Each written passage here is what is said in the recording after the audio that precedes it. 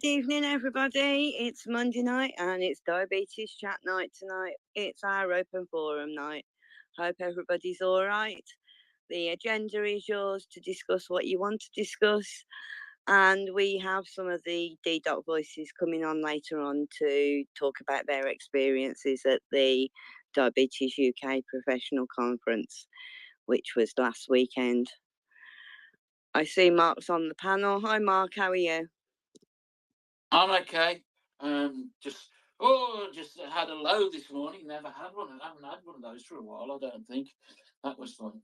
I know. I saw you post on WhatsApp group. Our Little Midlands WhatsApp. Yeah, I've just been doing a set change as well. That was fun because as I say, I did the first being inspired by Verity and Lee. I decided to try the couch to 5K. I don't think I'll get to the 42K that it is to do a marathon, but if I can get to 5, nothing, that'll be amazing. If I don't die, so my insulin resistance has changed. But I've had a few. This is why I've done the set change actually tonight, because the last few days after I've done that, back is almost as if I hadn't had any. Was not having any background. But then when I put in my basal, my bolus, it would just drop me through the floor, literally, like a big dipper. I'll have to put the Libra scan in, the Libra profile in the chat for you all to see these massive, great big, sort of like Big Dipper like drops. It almost looks like Oblivion at one stage. Oh, hope you can hear me. I'm just covered up my microphone. Can you hear me all right? Yeah, we can hear you fine, Mark. Yeah, I'm just leaving where I normally do my set changes with my little Tony. He's not in yet, so you can't get annoyed. No, Tony did send us a message earlier on saying he's recording till rehearsing till 10 o'clock, and he'll be listening to us on the way home if we're still talking. Mm-hmm. Yeah. Which I said we probably will be. Yeah. Hi guys. Hiya, Rio. Yeah, not too bad. A bit like you, Mark. My sites were very, very reactive this morning in terms of insulin effectiveness. I had a couple of low ones this morning myself, to be honest. Did the set change early hours? Low. You know when it says LO on Libra. So I've never been that low, but really, I never felt. I haven't felt that yucky with a hypo for ages. You felt? Did you do a blood test as well to confirm it? I didn't really, but I knew what it was because I don't know if you've heard, Rich. I've had a DVT, so I'm trying to conserve doing blood tests until I really need to. Oh, absolutely, yeah, totally agree. Yeah, sorry about it. I did hear that you'd been in hospital. Are you recovering? Are you improving? Yeah, I'm fine. I mean, that was fun. When I heard when they heard I was type 1, my feet didn't touch the ground. Normally, what they do is they do the blood tests to check you've got if they think you've got a blood clot, because it shows on blood tests, and then they just give you give you injections for a couple of days, and then you go on blood thinners. But what they did with me, which was quite interesting, was they decided they kept me in for a bit, not at night, but they kept me in because it's same day admissions, but they did a Doppler scan, which was fun, and then they just put me on the blood thinner straight away. It's just annoying because I have to be so careful now, and I can't do ringside photography because if I get a clot and get clouted, I have to go get a head scan. Of course, yeah. Are you on blood thinners now? Then are you having measurements of those regular? Is it every week you have to have those done? Every fortnight or something? No blood tests or anything. Just have to take tablets, and then I'll go see them in August time, and hopefully they'll make a decision on if they're going to keep me on them or let me get off them because I hope they'll let me come off them, because it does mean that obviously if you bang your head, you should really go for a scan. Yeah. Which I don't like, and I'd much rather, be able to be like a little bit more rough and tumble. But Just means you have to be so careful, and it's so damn annoying. Yeah, for a short period of time, kind of thing. You've got to be careful. Is it just for a short period of time while you get before you go back to hospital, kind of thing? So you've got what 3 months until you go back? Yeah, August time. So what would that be? May, June, July, August. So 4 really. Yeah, 4 months. Yeah, but the doctor has said he might keep me on a very low dose just to be careful.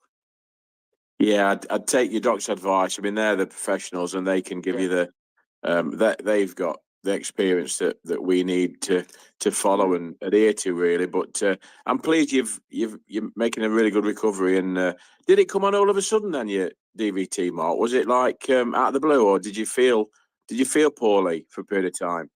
Yeah, well, what happened was after I came back, it just felt like I'd done something to my leg. And you know what men are like. We just ignore it and carry on.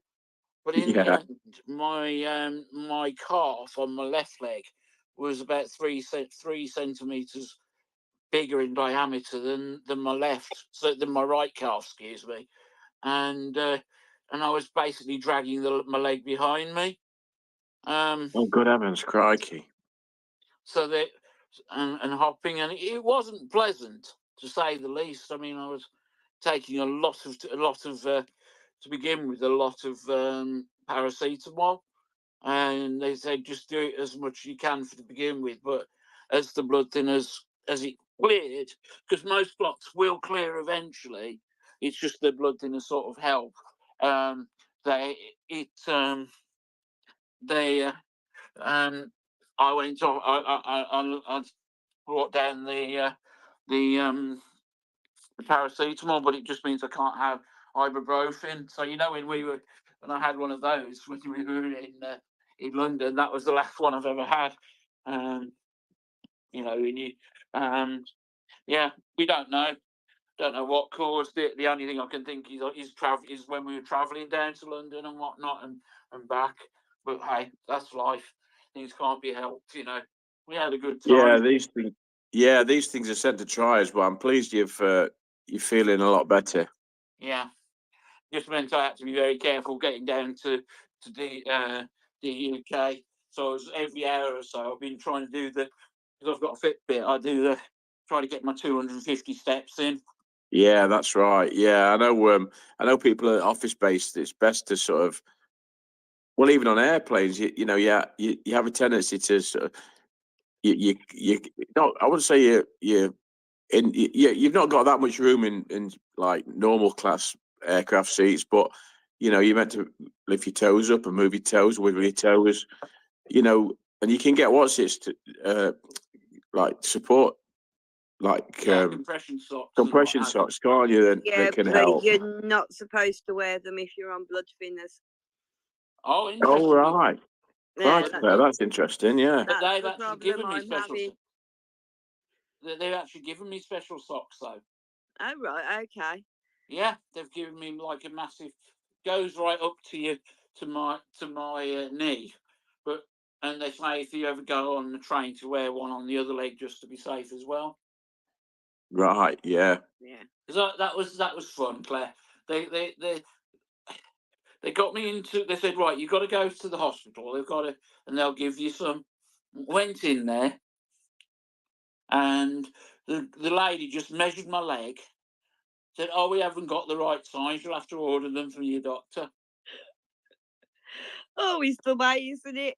Yeah, and I'd spent half an hour plus waiting to see this woman, and she took 2 minutes. It was like when I was in hospital in January. They couldn't get hold of my insulin. There is some worries on insulin shortages. I know there's something in the Guardian today about it, but I try not to read the Guardian too much. So yeah, there was a problem. They didn't have Fiasp in the pharmacy at the hospital, so it was really a problem because I was running out by the time they discharged me. Oh, great! But yeah, I've got to say I'm really impressed with had a great discussion though at DUK with Air Liquide, which was really good, and I've been able to get some things changed on there. But that's another story for another time, and we'll hopefully get into it in a bit as well. Well, I see Martin's joined in the chat. Hi, Martin. I hope you're okay. I have sent you an invite to speak if you want to come up and join us, because at the moment it looks like it's only the four of us. No, Tom tonight. He's busy at the moment, but he may be joining us later. Well, no, I thought what I was expecting to hear Tom, and then it was you. So is that your theme music? That weird kind of swingy stuff that you play? Yeah, it's just the music that comes up when I start the space on my phone. Interesting, because Tom's is always the 8-bit stuff. Yeah, because Tom plays it through his laptop, but I play mine through my phone because my internet connection's not brilliant at home. Mm. So, but yeah, I'm just waiting to see whether anybody else is going to be joining us because we're fairly slow off the mark today. But you and Martin are here, so we were hoping to get some of your views on your experiences at DUK PC a bit later. And you were there as well. You can give you enter a few things, I believe, didn't you? I did, yeah. But I wasn't actually a D-Doc voice, was I? But I you just gate crashed the photograph. Mm-hmm. I know, Bartha shared it out, didn't he? I know. So he obviously didn't think anything of it. It'll not be long till TAD. Is everyone going to? Have you managed to get tickets to TAD, everyone? Yep. Yeah. In Liverpool. Yeah, because you need to book a hotel. Yeah, we've got Airbnb booked. All right. I've been looking at Airbnbs, but I thought I'd found one. I thought I'd found a nice Premier Inn, which was just down the road from it, £150. So okay, that's not bad. No, it's £150 per night. We got one. Kezzy's coming to share with us. We got a 3-bedroom one. 277 quid for the 2 nights. Each or? No, in total. And how far are you out then? Couple of miles out, but not that much. I think I found a nice found a travel lodge, and when I get paid tomorrow I'll probably set that up. So Ripper's joined us and Martin's joined us. Hi guys, how are you? Hi, I'm fine. How are you guys? Sorry I was a bit late. I was eating dinner. You need to eat your dinner. What's that? Well, I was just running a bit late. I'm all a bit confused today. I met my friend who I usually go for a walk with on a Sunday, and we went today, and I'm just out of sorts the whole day. Do you know what I mean? Oh dear. You still think it's Sunday then, Flip, don't you? You know what? Came back from the walk and I was thinking, if I'm quick, I'll be able to catch Tesco's before it closes. And then I'm in there and there's kids in school uniform. And I was like, what the hell are they doing? Class that out. It's easy done. It's easy done. Well, the only thing is, I hope nobody does a dementia test on me today because I'd fail. Oh, bless you. Hi Martin, how are you? Hi, I'm fine, thank you. How's everyone? Oh, we're all right. I think we've recovered from London just about. Righty-ho, that's good. You managed to get in the second day, Claire? Yeah, I had to pay for that though. Oh, I thought you'd managed to just get in. I was just going to say, well done you. No, I had to pay for it, but... Oh, God, not so well done. It was a good day though. Yeah. Because it's so expensive, isn't it? Yeah. It cost me £250 for the day. God, Claire. So, but as I said to Tom at the time, well, considering I got in for free on the Thursday, it was only £125 for each day. Only. Only. What was it? How did you get in then? Because of course it's unless you're a D-Doc voice. I didn't think you could. Well, I'd been sent an email from Sanofi weeks ago, offering me access either in person or virtually. So me being me, I thought, okay, well, the rest of the gang are down there. I'm going in person. So I requested it in person, and I'd had the email back saying, yes, you've been granted it. But when I went to register at the registration desk, Sanofi had made them boo, basically, and it should have been virtual access only. But as I was already down there, and thanks to the wonderful DSN, who shall remain nameless, she got me in. Sanofi funded me on the Thursday. Oh, that was good. But then you're a healthcare professional. That's why you got in, if that was answering your question, Mark. Yeah, I am a healthcare professional. So that's why you could do that. Yeah. But yeah, I had to pay for the Friday myself. Yeah. But it was okay. Oh no. You're looking forward to Liverpool? Oh yes, we were just talking about Tad. Oh, And okay, sorry. We've had my annual leave approved, so I'm okay. I haven't got a phone in sick that day. I don't think you should be saying that on the podcast. No, I wouldn't have mentioned it if it hadn't been approved. No. I'm just coming up for the day, so it'll be a long day because the trains are slow, and it's a reduced timetable as well. So I may be very tired when I get there because I think I'm going to have to leave the house. Where? I thought you said there were. Sorry, is there these roadworks? Sorry? Is there not roadworks? Train. I don't know whereabouts they engineering are, but works. from London to Liverpool, there are rail works up on, I can't remember if it's Avanti. There's quite a few up on that line. So they've issued a timetable and they're saying it's slightly reduced. I know normally it'd be just over 2.5 hours up to Liverpool, but it's taking me, I think, just over 3 to get up there. But coming home, it's over 3.5 hours. And I'm catching I think it's lane, 6:45. Yeah. But the train after that, you have to change about 3 times. It takes something like 6 hours. Where are you going? Obviously it's going from London to Liverpool, but does it go through Birmingham? Yeah, I believe so. Okay. But I don't know. So I believe so. I've not done that route that often that I'd know, but I think it said in the blurb. But there might be other ways up there from other places, and it's not, it seems during the day, I think there's about a train an hour-ish. So it's not that reduced, but they're taking longer, so they're obviously detouring.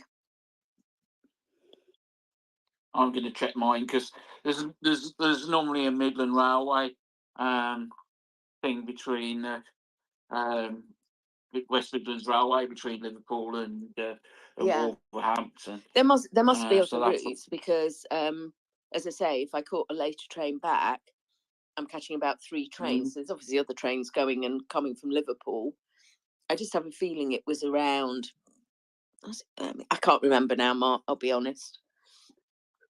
I mean, I'm planning to go straight after work on the Friday. Oh, you might be fine on the Friday. I'm going up early Saturday morning. I just decided it wasn't worth. When I looked at accommodation, it was quite expensive, or I thought it was, for what I wanted to pay, and so I just decided I'd do it just in a day. And I know I'm not going to be out at the pub that long after, but I just wasn't prepared to pay the money for a Friday and Saturday night. Yeah, we booked Airbnb. Rich and I and Kezzy's joining us as well. Yeah. And I'm going to Derry in a couple of weeks in Belfast. So, I just sort of thought, I'm spending a bit this month. Yeah, I'll see you in Derry then. Yeah. I wish I can't afford Derry, but I'm because of a few other things. But I think I will, because I'm annoyed because they're doing something. JDRF are doing something on the Saturday in Alexandra Palace. Is that it? The stadium in Birmingham. Oh, are they? Yeah. Because this Saturday. No, the 8th of June they're doing the one walk. Oh, okay. Well, I think They're it's combining it with the Discovery Day. Oh, okay, yeah, because Yeah. in Derry it's the 11th of May is the JDRF thing. Yeah, and annoyingly, it's a day I'm meant to be working half a day, so I'm trying to get it swapped around because annoyingly, all the holidays gone. And I'm waiting. I'm on the wait list, but I'll probably have to do a swap with somebody for another week because it would have been useful if I could have got the day off because I'd have got the Friday's my day when I don't have to work. Right. No. Yeah. So because I was doing that in May as well, I just thought, oh, I'm not spending that much in a month. But hey ho, it'll be fun. Hopefully. I'm just hoping there's not a train strike because there's a train strike this weekend, isn't there? Yeah, I think it's this weekend. So as it's another bank holiday weekend, I'm sort of like, because it's not just getting up to Liverpool. I've also got to get to London from where I live. Yeah. And at that time in the morning, there aren't many options. But we'll see. I haven't worked out how I'm getting up there yet. Well, I suppose if you're going up on the Friday, you've got more time to do it. So, well, I don't it's know if 25 past 8. Sorry, Martin. Yeah, I don't know if I just missed anything, but I've just been asked to go and look out our window. We got 2 young fox cubs playing in the garden. Oh, no, we've just been general chatting at the moment. I'm actually going up on Friday, but I'm going to Preston because I'm staying at my brother's. So I'm going to Preston, and then early morning on Saturday, I'll go from Preston to Liverpool, which is about 3/4 an hour or 40 minutes. Oh, that's handy. And then I'll go back late in the evening on Saturday because I expect we go to the pub, won't we? You going back with your brother? Plan. And then I'll head back home on Sunday sometime. Okay. I've got an open ticket for Sunday, but I've got a ticket booked for Friday. Right. Yeah. No, as I say, I'm booked up to go up Saturday, early Saturday, and come back. Not that late. Well, it'll be late by the time I get home, but I'm going to make sure I've got plenty of podcasts loaded. Yeah, because you won't be able to download them on the train. The Wi-Fi can be annoying. Yeah, no, I always I've got music, and if I get a few podcasts, then I'm sort of covered. And usually the Wi-Fi, if it's working, is good enough to, like scroll around just normal stuff, but you can't really listen or watch anything off it. Yeah, I've got a couple videos. I end up listening to Audible. Oh, sorry, Martin. I was just saying I've got a couple of videos I can watch. There's one video I always watch when I go on flights on planes, and I've seen it about a dozen times now. And I bet you won't be able to guess what film it is. Airplane. No. It's a name that's sort of 2 words in one. But it's Hairspray. Oh. Do you know what? I don't know if I've ever watched that. I'm sure I've seen lots of clips from it. But yeah, I've seen the stage play of it, and the film I just like. Yeah. Although, yeah, it's set in the 50s, so there's a bit of racism in it and that sort of thing. But it's a good film overall. And they win out in the end. So. Oh no, that's good. That's a bit like when I used to. A route I used to take quite a lot by train, and at that point they used to have free films. I think it was on Virgin or something you could do, and I think I watched Deadpool so many times. I'm trying to think what the other was. Straight Out of Compton, Deadpool. There was a cartoon. It might have been Sing, but they were the 3 that were the best of the offering of the films. Yeah. The other one I've got is 39 Days, I think it's called. It's about a guy that was walking in the mountains, and he slipped, and he got his hand, or he got his hand trapped. Oh God, yes. Oh, I hate that film. He was suspended from the ground, and in the end, he had to, well, chop his hand off, basically. Yeah. Oh, But it's no, not. that gives me heebie-jeebies. I've seen Yeah. it and whatever, but it does give me the heebie-jeebies. I must download some more. Martin, if you get the chance, there's one called Free Solo with Alex Honnold, who climbs El Capitan. Yeah. That's an incredible film. What's it called? And it's called Free Solo. It's called it's the documentary of Alex. He climbed El Capitan in Yosemite. Alex Honnold is basically a free climber, and he yeah, no ropes. Right. Climbed just with climbing boots on, and his mates were in certain spots to film it. And honestly, it was like the guy's got no fear. It's basically got something to prevent him freezing from fear. It's a very rare form of. It's just an ability he's got to be able to do stuff without. Yeah. So again, like disco, like when you can stop. If you, well, I used to do a lot of climbing, but sometimes you get like disco shake. Where your legs are tapping and shaking because of the fear and stuff. But he was honestly, it's definitely worth a watch. There's another that's quite similar. I can't think of the name of it. So it's Free Solo. It's really good. I saw that at the cinema. It was amazing. Yeah, it really is. And I'm trying to think of the other one. Touching a Void? No, I like Touching the Void. I saw the play of that. Oh, wow. It was on. And how they did the set was amazing. Because it was like,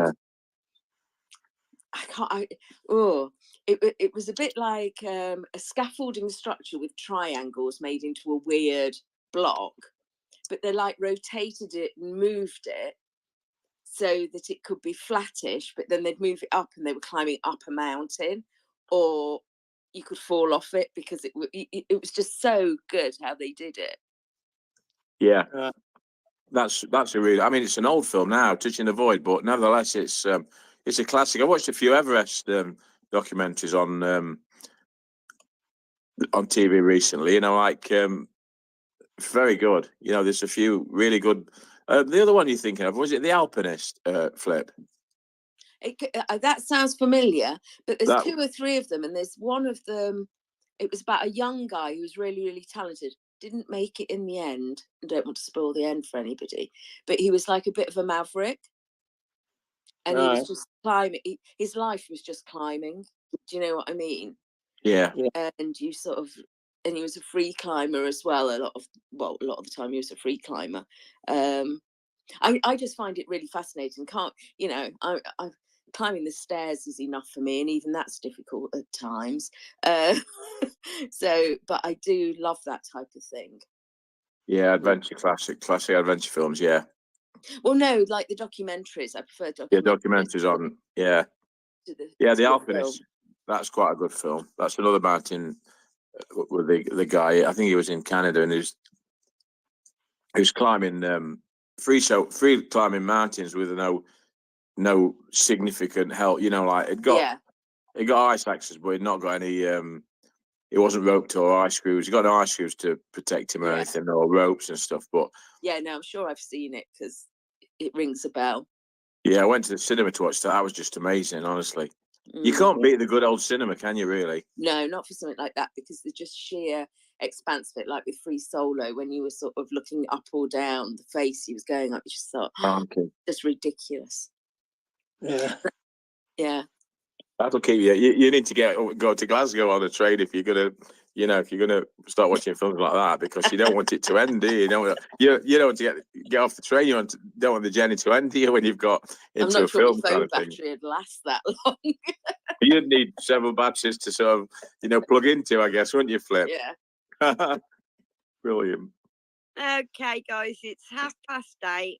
I've noticed that we've got a few DDoc voices on listening in the chat, and I wondered if any of them wanted to come forward and tell us about their experiences at Diabetes UK professional conference.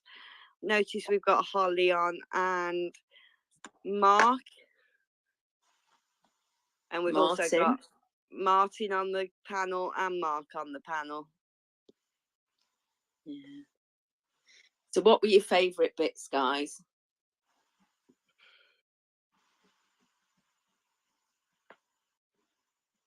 Mark, do you want to go first? Go first.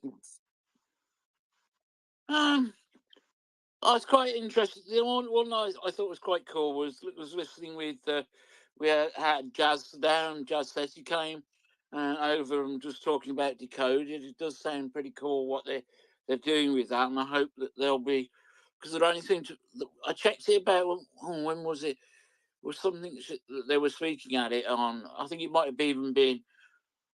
I'm trying to work when it was. It was a while ago, and there was only 5 papers. Do you just want to explain what it is, Mark, first?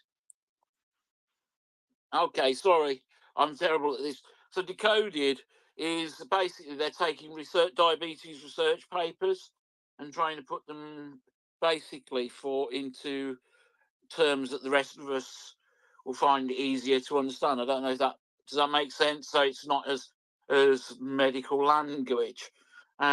Seems to only be 5 papers on there at the moment. The main one was about the Connect paper, is it, or the one about basically about giving glucose CGMs to pregnant women to help them with their time in range. They've got that one. I can't remember which the other ones were off the top of my head, but I do think it's going to be an interesting thing, and I hope that there will be more papers on there and a lot of cool things. It was good to meet people like Jazz properly, Camille, Jean was there. Lots of people who you seen online, and got to see James as well. James was there, and it was good to see people giving Tom a good some praise, which during the open questions for the Sanofi thing, which was quite good, because you know how bashful he is. It was. I wish I could have got a better lock on him on the panel, because he went bright red. Do you remember that, Claire? Yeah. I think he was almost hiding at one stage when James, somebody else, and then Amelia, wasn't it, came up and Amelia really he was almost hiding it with Amelia. That was also good as well. Yeah. But it's true. He does need to sell himself more, or sell diabetes chat more, should we say? Well, it sells itself. It's just he's very bashful. I think very sometimes modest as well. Yeah, I think he's very modest, and I don't think he sometimes realise what we're offering. Mm-hmm. And if he listens back to this, he'll probably not be very happy with us, but never mind. Tom, you've done a lot, which you need to be proud of and be praised for sometimes. So it stays. Yeah, I didn't see many sessions at all. In fact, I only saw 2. I know, I was like that. And one of them was the DDoT one, which was very interesting. But Mary brought tears to my eyes because she was talking about her dad and family and everything. Yeah. But it was just so well. All the speakers, Dawn, Nikki, it was just wonderful. And I just I was sitting down and I just thought, if I don't hold it in, I'm going to start streaming down my face. You know, it was quite emotional, I found. And my wife, when I get emotional, she usually says to me, "I'm getting a bit beaky." So that's what I was doing. But for me, I spent most of the time networking, talking to as many people as I could about my favourite subject, which is the older person with diabetes, especially in care homes, and the amount of research that's done. There's very little, and what there is, a lot of it can be discounted because it doesn't actually specify which type of diabetes there is. So there basically needs to be a lot more research done, up-to-date research, about it. I did meet one guy. His name was Jonathan, and he had a poster up, and he was very interesting. I spoke to him, and I've spoken to him since, and he's been very helpful. But I also met Amelia or Mel, who is a DSN up in the Black Country area, and she was a great help. Pardon? I know Mel. Yeah, she is lovely, and her sidekick, whose name I can't remember offhand. Gertrude. Gert, yeah, Gert, that's it. Anyway, as a directly from at the end of the conference, she told me that after speaking to me, she was going to go back and she was going to start the ball rolling to get CGMs into every care home for type 1s and type 2s in the Black Country. Yeah, I've offered to help as well, Martin, because I actually work at a nursing home in the Black Country, and our diabetes awareness training is absolutely diabolical. Who's speaking now? Claire? Yeah. Well, thanks for that. I mean, the other thing that happened, I mean, last night, or was it the night before? I don't know. This past week has just melded into one. I've been researching papers. I've been trying to write a blog. Well, it's an article actually, but I've been trying to write a blog as well about things. And there was a lot of back and forth about the care in care homes on Twitter. And at the end of it, she said that she was going to work something out and send it to NHS England to try and get the ball rolling as far as care homes, and trying to get the document, which is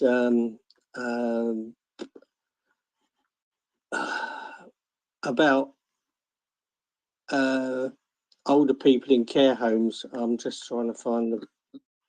I think in northwest London, they've rolled out, I think it's elsewhere as well, but definitely northwest London, it's a 10-point plan that they do training with care home staff, etc. I'm not saying it's perfect, because it is, reasonably basic, but it's reasonably basic but correct. Yeah, I mean the problem is that there's lots of these plans which have been trialled for a year or 2 years. There's one done in Kent, according to oh God, the DSN Ridgway. What's his first name? I can't remember. James, yeah. He was saying that they've got one which is being rolled out, and it's been successful. I mean, a lot of these ones that have been on trial for a few years have been successful, but it needs being rolled out nationally. That's the problem. I'm trying to think of the name. I think she's she might not be an active DSN or whatever, but it's somebody Miller. I want to say Anne Miller, but I don't think it is Anne. Right. Anne Miller, but she does the 10-point plan training, which has been going on a little while in northwest London. Yeah. If you ever, sort of see her or whatever, she might be a good person to. Well, if you remember or any other details, can you just message me? If I see her, Because my brain lately, unless I write it down, I have it written down. No, not a problem. I can message you with that if I see it. But it's just something needs to happen, because the statistics of it all, it's amazing, really. If you look into the statistics, when I was diagnosed, life expectancy back in 54 was around 45 years. Now it's obviously a lot lot higher. It's on average, I think, 65, something like that. But 27% of people in care homes have diabetes, and that's the latest figures, and that's from 2001. So by now it's going to be a lot more than that. 60%. There's another report, 2014. 60% of those in care homes were over 85 years age, and 3/4 of those were women. So, you know, it's people are living longer. People with type 1 are living longer because of treatments and tech and things like that. So, you know, if it's not sorted now, in 10 years' time, 20 years' time, the situation is going to be terrible. Yeah, and if we're honest, with the treatment that we get now and with the tech, etc., in some ways it makes life easier, but in other ways it makes it more difficult. Yeah, it is. I mean, there's very few people in care homes, according to what statistics there are, and as I said earlier, they're few and far between. And CGMs are just not rolled out in care homes. And that's silly, because you'd think there'd be a boom there, because you could even monitor people remotely. Yeah, that's right. You can monitor it remotely. Relatives can monitor it remotely. You know, I mean, the scary thing was in the Institute of Older People carried out a care homes audit, which was when was that? It was in 2014, and more than a third of care homes had no written hypoglycemia policies. No, we didn't until the end of last year. Yeah, 17% admitted they had no system to check those who self-medicate and actually taken their medicine. Half of them were unaware of the Diabetes UK national guidelines. I could go on. There's a whole list of things. You know, it's just... It's scary. It is. And for me, I mean, I'm coming up to 75 years old now. In December, I'll be 75. I will have had diabetes in September, 70 years. I'm fairly well. I'm okay. I've got very few side effects of diabetes at the moment. But as you get older, you never know. You know, 2 years, 5 years down the line, next week, who knows? I could end up in a care home, and and there's lots of other things. It doesn't have to be diabetes related or anything like that. You know, I mean, there's lots of comorbidities, you know, and there's sarcopenia, which I won't go into now, and all this sort of thing. You just never know, you know. I mean, I could be all right in 10 years. I might live to ripe old age, but you never know. And the fact that if at the moment, if I ended up in a care home, I'd fight tooth and nail to keep my tech. But would I be able to? You know, you don't know whether you're going to be compos mentis or not. I was just going to say, and that is dependent on you being. It's a bit like being in hospital. I dread ever being in hospital where I'm not compos mentis. Same here. Same here. And when I say compos mentis, that means conscious. And there's a lot of times that you may not be in hospital after an accident or something. And that just scares me so much. Yeah, that's right. I mean, it's a worry if you're in hospital, because at certain people that I know have had their kit taken away from them. I was reading the other day, there's a report came out by see the brain's going. Anyway, there's a report, and basically if you're in hospital with hybrid closed loop, it will be set on manual. That is great. that is the latest latest that I've read, and I know it was Lum. Yeah, Lum. He actually is one of the people that wrote this thing on hybrid closed loops, and I met him at Diabetes UK PC, and I said to him, "What's the reason for that? Is it because of safety? Because you want to be in control of that. You don't want the machine being in control." And he said that's precisely it at the moment. But he said the way things are going, he said it looks like that might be changed. We'll keep our fingers crossed that it is.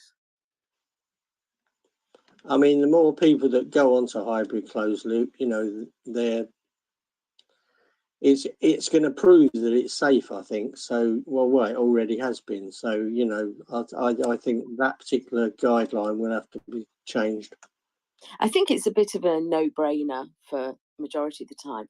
I think the only problem with closed loop, in lots of circumstances, be it hospital, during surgery, care homes, schools, away camp stuff, is if there's a problem. So, do you know, like an occlusion or it just not, do you know, like when there's a problem, you've got cartridge change or anything like that. Yeah, you've got to know how to troubleshoot. Whereas if they're working, even if you're putting them under a lot of strain, they'll do a better job than you probably do on your own. If you did nothing, if that makes sense. I know of anaesthetists that have said, yeah, great, keep your DIY pump, you know, because it's doing the job and they keep an eye on it. But then other anaesthetists turn around and say, no, you've got to go. There needs to be a national guideline there, doesn't there? Really, in terms of, I mean, it will automate the automated commercial system and the DIY systems do all the work for you, like you say, Flip. And I mean, when COVID happened, I'd been running DIY closed loop since 2019, and I wrote a care plan out because, God forbid, I went into hospital with COVID and be completely out of it, which could have possibly happened. I'd got like I think about a 15-page care plan, told them the operating system, how it interacts with my technology, what I'd need changing if it stopped working, you know, if the sensor failed, if my cartridge was empty, if my cannula needed changing. And it basically put it simply, it was like a user guide of to help people maintain my closed looping, you know, and it would prevent complication. It'd prevent DKA. It basically prevent me becoming critically ill or very, very seriously ill. And if we could get people together and discuss this, you know, people with lived experience that run closed loop, whether it's DIY or commercial systems, you know, education. That's all I can say, really, you know, because if you need hospital attention and you've lost consciousness or whatever, you've been in a car accident, God forbid, or you're significantly poorly, or you've become very ill over a short period of time, it's nice to have someone to turn to and let that automated system do the bulk of the work, because it'll protect you. I had COVID in 2021, early 2021. I didn't go into hospital. I was very lucky. I got starvation ketones, but my loop had increased my basal rate to 400%, my DIY commercial system, my DIY closed loop, and it kept me safe. But I had starvation ketones after about 6 days of no food, and I had a poached egg on toast, and within 6 hours, my ketones had gone from like 1.8 down to virtually zero. But that was just because I had a poached egg on toast. But things can change very quickly and very dramatically if you've not got control of the system. So I think rolling out an education platform would significantly help people, both in care homes, hospital environments. You know, I mean, my family, most of my family, I mean, my son, my son, daughter-in-law, most of my close family, my close friends, some of you on here probably understand how some systems work, but it's always worth having something in place to protect you if you are in need of significant hospitalisation, or, you know, if you're in a care home and you need that, Martin. But that's a really good, valid point, and I think that's something we could corroborate with other, you know, professionals. Yeah. I think my concern, and I agree with you, that would be my preference. And I think particularly in a care home environment, you're more likely to have the same staff.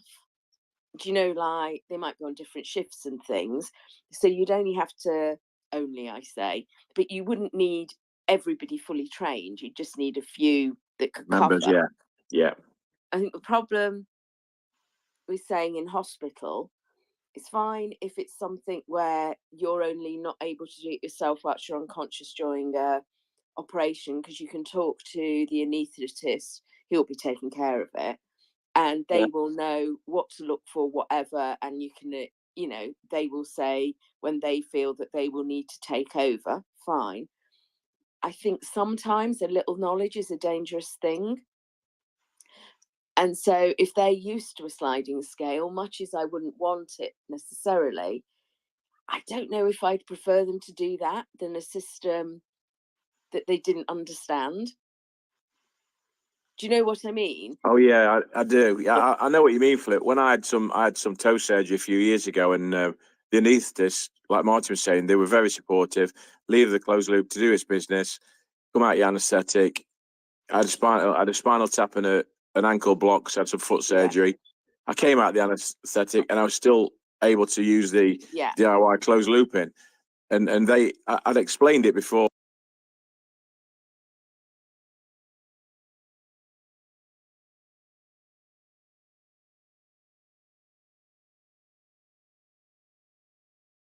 Could become quite dangerous, if you like, but, you know, some trained professional that understands how the system works.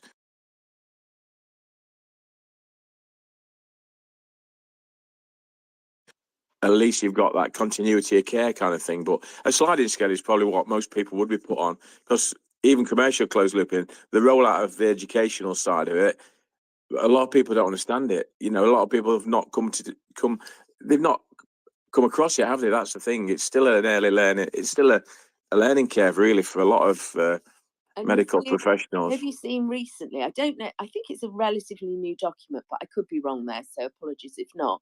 But I definitely seen it. When I say recently, not in the last week, but do you know what I mean? Not ages ago. They've got like sick day rules for hybrid closed loops. And if you read it, a lot of the sick day rules are turn off hybrid closed loop. Yeah, put it on the manual.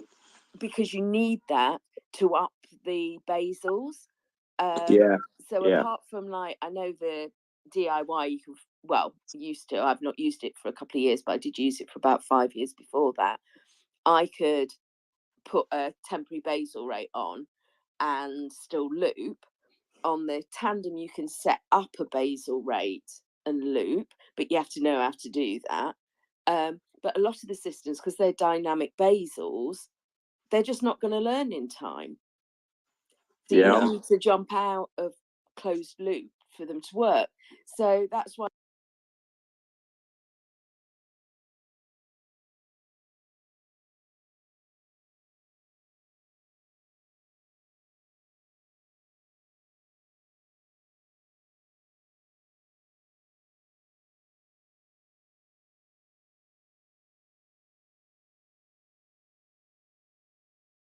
That in hospitals, on Dana Lewis's website, she has a form there that you can fill in, so that you've got a plan.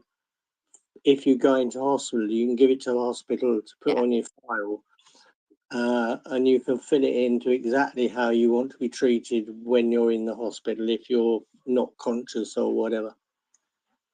And I think that's great if it's sort of short term, but horrifically going back to COVID, you could be on a ventilator or whatever for weeks. So Well, you're true. then relying on people changing CGMs, changing sets, doing the. Do you know what I mean? And that's out of Yeah, their well, comfort zone, case, and they're looking after a lot of other people as well. So I'm sort of talking against it, but I can see why in a lot of circumstances, from the healthcare professional, it's a big ask. yeah, agreed. Yeah, they Yeah. wouldn't. They would take the pump away in that case. Yeah, but like you say, in care homes, and well, not even in care homes, carers that come into people's houses and do medication, etc. Then usually there's do you know what I mean? There's usually a cohort that are the regular people. Yeah. So it would be a bit like a child being in school. Yeah. You can train a couple of people, and actually you're pretty guaranteed that 90% of the time one of them is going to be around. Yeah. Yeah. Well, yeah. I think I've been hogging this for long enough now. But basically, you need a national rollout for care homes and a national rollout of training. But Holly's here. Has Holly got anything to say, or anybody else? Mark's joined the panel. I don't know whether Mark's got anything he wants to say. There was one interesting booth that I had a chat to, and Martin, I believe you also chatted to the Noctura people. Yeah, about. Yeah, I did. I'm actually having a Zoom meeting with them on Friday. Right, I had my Zoom meeting with them today. So. Oh, right. Right, this is a small tech company. They received a lot of NHS funding, and they've had very good small-scale trial results. What they're providing is help with diabetic edema and diabetic retinopathy, so eye issues. Now, both of these issues cycle around oxygen starvation in the eye. The reason, I mean, I suffer quite badly from diabetic retinopathy. I've had a lot of laser around both eyes. I didn't look after myself for a long time, and I'm paying the price for that. I am much better controlled now, but 4 years doesn't make up for the 10 or 15 years that I didn't look after myself. No, Mark, we do the best we can in the circumstances we have. So Indeed. you did the best you could where you were with life that's going on alongside. So don't apologise. I mean, no. I mean, I'm a great believer in what you say there. You know, nobody deliberately makes a bad decision. They make the best decisions they can at the time. Yeah, with the knowledge and everything they have. Yeah. I won't go into the mental health issues around myself that I've discovered, but and that actually mental health was another big theme for this conference. But anyway, back to the Noctura. Diabetic retinopathy, I'll speak about that because I know much more about it. The underlying cause is that your eyes are not getting, or the retina is not getting enough oxygen. And as a result, weak blood vessels form to try and provide more oxygen, and they break, and hence you get bleeds in your eye, in your retina. Yeah. Now, what the Noctura product does is it's a mask, and it shines a green light into your eyes while you sleep. Now, there's two different types of cells in your eye. There's cones, which are basically color vision during the day, and then there's rods, which are mainly used for low light vision or night vision, if you like. And the light shines just brightly enough to stop your night vision activating. And this vastly reduces the oxygen requirements for the eye. And that means that you don't end up with oxygen starvation in the retina, and you don't need to form the weak blood vessels. so it will prevent any future diabetic retinopathy. Now, what it won't do is fix any existing weak blood vessels. If they start bleeding, this mask will do nothing about that. You have to have that sorted, but it will definitely help with them forming in the future. From all the test results I've seen, there's only small scale trials so far, but out of the 8 clinical trials they've done, 7 of them have been wildly successful. Not only is it fixed problems with retinopathy, but also diabetic edema, which is swelling in the center of the eye and behind the retina. And they've also seen improvements in visual acuity as well. So it's very, very promising stuff. And I am getting a sample mask to try. Yeah, So, Mark, I was surprised that the weak blood vessels, they tend to grow at night. So yeah, so was I. So how that mask with this light, which apparently you don't see when you're sleeping, will stop that. You know, hopefully I should get a sample as well. Yeah, I think you will. But well, no, I can't promise, because you'll be having a discussion on Friday with their medical director, so as well as right, yeah. Because I don't know if you had the same thing. I expect you did, but I sent them all my latest scans. But I said to them, you know, it'd be good to try it. I was last scanned in September, so each mask lasts about 3 months. Am I right? Something like that. Correct. Yeah. So it'd be nice to try it sort of now, and then see if there's any changes by September. Well, I'm going back in June again I had a follow up like last week for my last lot of laser surgery, and the bleeds had stopped.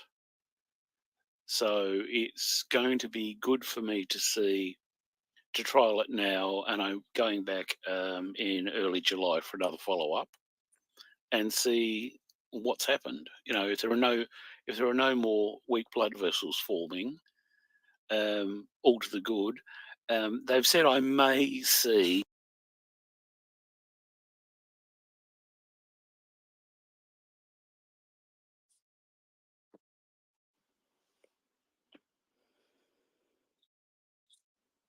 Okay, we seem to have lost Mark. Can you all hear me? Yeah, I can hear you, but like you, it just went quiet. I wasn't sure if it was just me. Yeah, I think we've lost Mark. Mark's dropped Maybe out. he'll come back on in a minute. Holly, have you got something that you wanted to say? Yeah, just can everyone hear me okay? Yeah, we can hear you. Hi. It's my first time using these chats. I attended a really interesting talk on the psychological impacts of technology. And they had 4 different speakers, but they kind of covered things like hyperglycemia aversion and how language matters in clinics.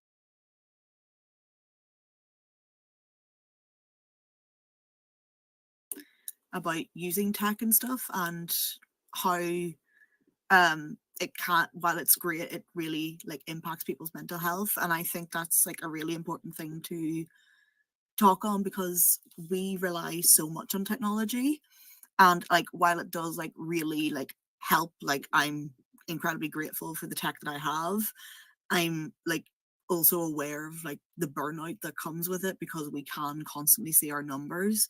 And something really important that came out of that was this phrase that one of the doctors used, that was to inject for your meal and then forget about it for 2 hours, let your insulin do its thing, and just don't look at your blood sugars before the 2 hours, so you're not tempted to overcorrect it or anything, which I thought was really interesting. Yeah, that was a good thing. I'm guilty of that, I'm afraid. I I don't wait the 2 hours quite often. I correct, and then of course you start plunging down then. So I must try and take that on board. Good point, Yeah, Holly. I started like putting my phone I away think for you- 2 hours with while Tandem- I'm waiting. Yeah. Yeah, I need to do that. Oh, Mark's back. I am. I'd pretty much finished anyway, but I accidentally tapped my keyboard, and I don't know what happened, but I left the meeting. Yeah, I thought the stuff on the mental aspects of, or just mental health for diabetes in general, I felt was a huge theme, shall we say, for the entire conference. That was certainly one of my big takeaways. The other one was stigma, particularly around type 2s, because I'm type 2, and I am quite happy to talk about my diabetes, and so few type 2s are. I missed the general meetup we had with Partha Carr, but I did run into him the following day, and I had a quick chat with him. And I asked him what did he see happening in the future for type 2s, and he said we've got to stop stigma. We need to get type 2s talking about their diabetes, or else otherwise it's not going to get into the public space, and the government won't do anything unless they're pushed, and there has to be public discussion of it for that to happen. And I couldn't disagree with him on that. No, I couldn't either, Mark. I'm actually a type 2. Right. But my diabetes nurse actually says mine behaves more like type 1. Hence, I'm all over the place with my sugar levels. I've been trying to get a pump, but the hospital won't even consider it because my diagnosis is type 2. Yeah. You might need to get a C-peptide test. That would probably tell it as to how long have you been diabetic? 29 years. Yeah, 28 for me. Right, I see from everything, and I there was lots of stuff around this discussed at the conference that I saw. I actually went to a session that was on correctly diagnosing diabetes and what type you had. And one of the things I said is if you've had it more than 5 years, then the antibody test is going to be of less use, and a C-peptide test will be much more useful. I've had 2 of them. Okay. One of them came back as, yes, my body is producing insulin, and one of them came back as, no, my body isn't producing insulin. Oh dear. So you need another one then. Yeah. You need a tiebreaker. So yeah, I'm going to see my diabetic nurse again, not Thursday next week, the Thursday after. Fair enough. I mean, at best, when I was originally diagnosed, they thought I was type 1. I can say that in hindsight because they never actually told me. But I know from the insulin, because I was put straight on insulin, and I know from the insulins they put me on that they thought I was type 1. But like I say, that's hindsight. But I get treated like I'm a type 2. And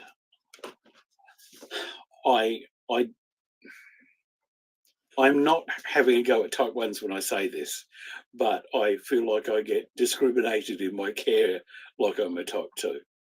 Exactly the way I feel. Yeah. And that's not a comment about type 1s, that's a comment about the health service. Yeah.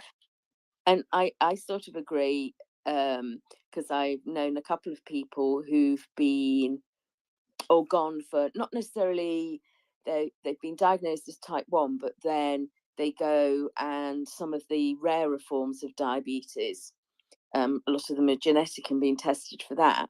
And I will be totally honest that I've actually said to them, unless it's going to make a big difference to your life, and certain types they've had that, I can't remember which, it's Modi, isn't it, that some people can come off insulin and go on oral drugs, well then it might be worth it. But other than that, I'm like, why? Because once you get rid of the type 1 diagnosis, you're not eligible necessarily for CGM, you're not eligible for pumps. Do you know what I mean? It's like, Look, that diagnosis is quite a handy one. What I'm interested in, Mark, is I went to ATTD with DDoc, and there were a lot of sessions on the use of CGM in people with type 2. And also in the tech exhibition, there were a lot of new players in the CGM game. And I'm going to sort of put them in the, I'm being very derogatory and I don't mean to be, but what I would see cheap and cheerful end of that. Agreed. Sort of end.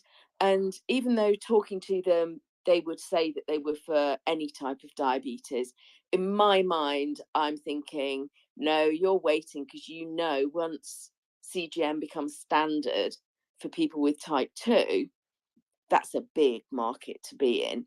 And for a lot of people with type 2, and I'm not saying everyone, don't get me wrong, but if you were somebody who was managed with diet and, things like that, then having a CGM, as long as it's in the ballpark, you're fine because you're not dosing off it.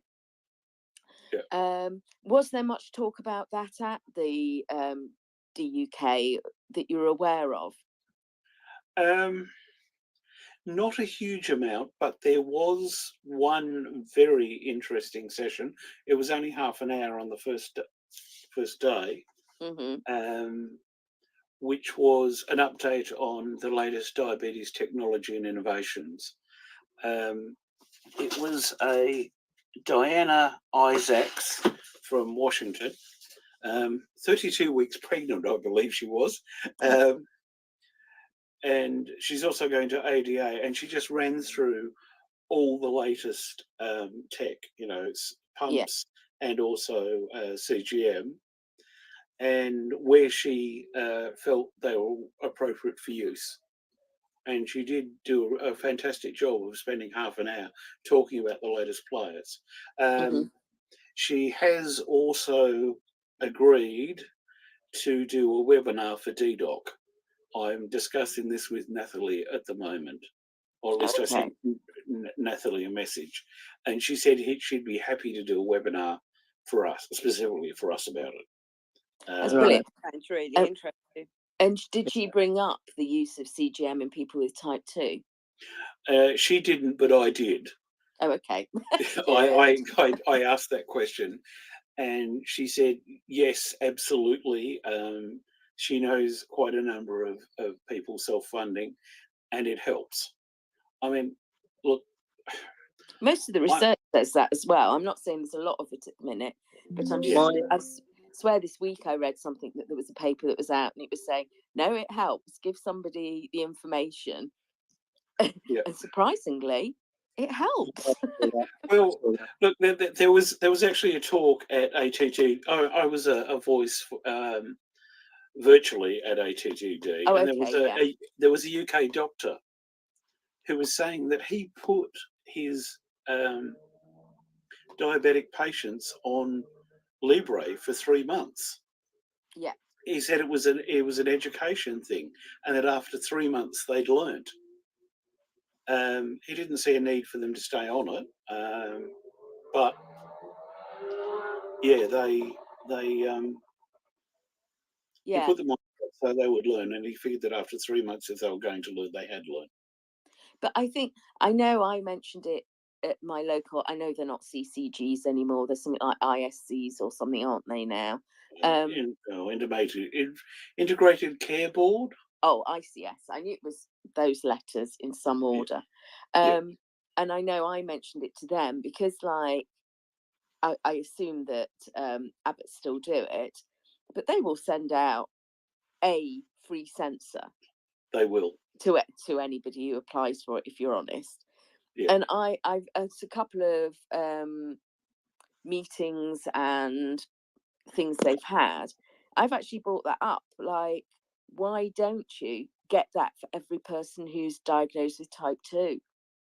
Even if they only wear it for 2 weeks, they will see what food does. They will see what, if you give them a few examples of things to do, like, sort of like, see what your normal meal looks like and whatever. And breakfast is always an issue for everybody. And then you could suggest, try having your breakfast and then going for a walk around the block twice. Just, just so people can see, because it's in theory, you can tell people these things. But I know myself, I had diabetes, oh goodness, how many years? 19 years when I got CGM, like Libre was the first one I had. Oh my God, I had no idea what was happening. Yeah. And I would have said I was quite on the ball.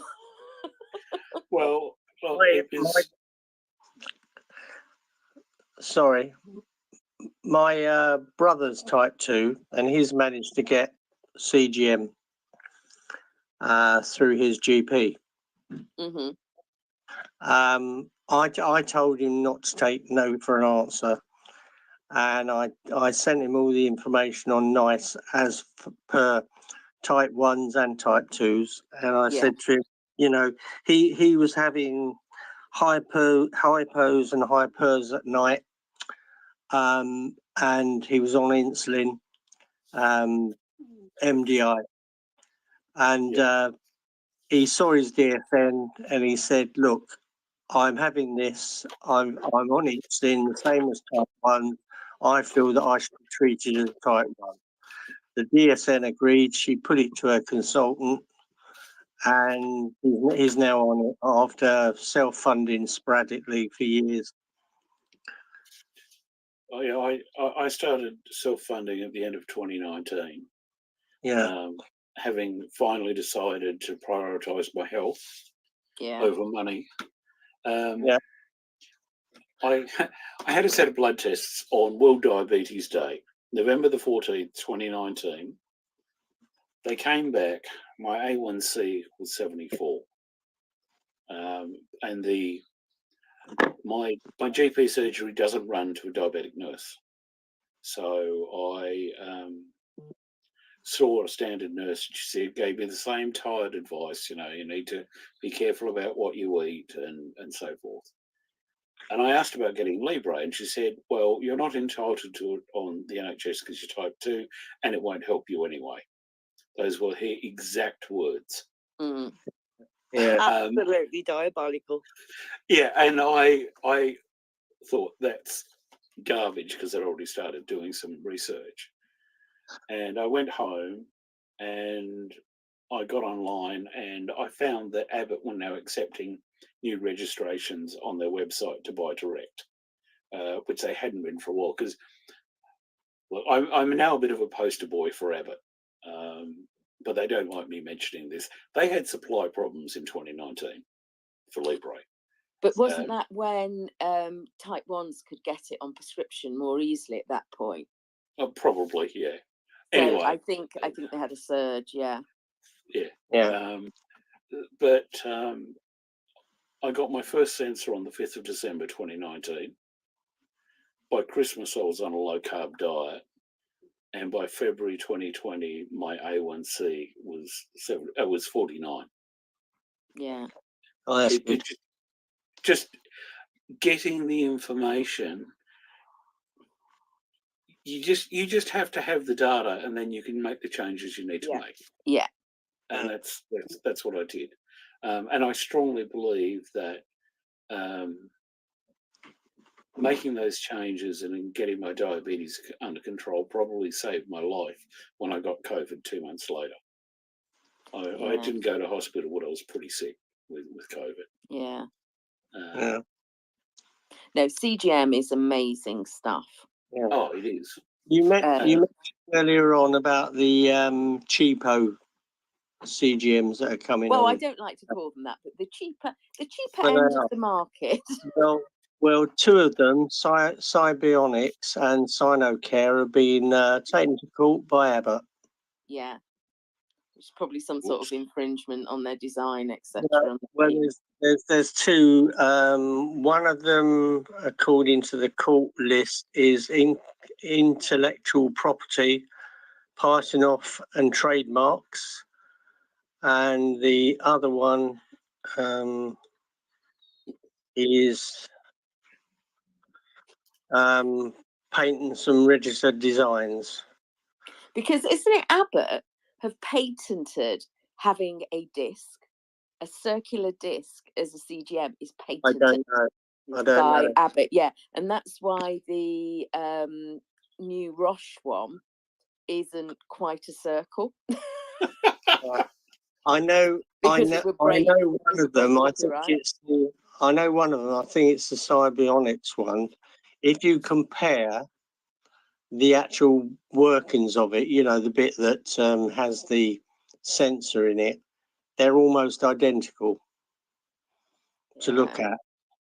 So, you know, I think Abbott may have a claim, and maybe if money doesn't pass hands, I think they will disappear probably. Yeah, but I think there's so many out there that probably a lot of them are going to disappear anyway, because, you know, it's just health systems aren't going to go to that many different suppliers if they're relatively similar. No, that's really interesting. Thank you, Mark. I was, as you know, then at ATTD there was a lot of talk about CGM and people with type 2, and I just wondered if it had carried across to DUK. Not as much, but there was a few sessions for type 2s, but not that many.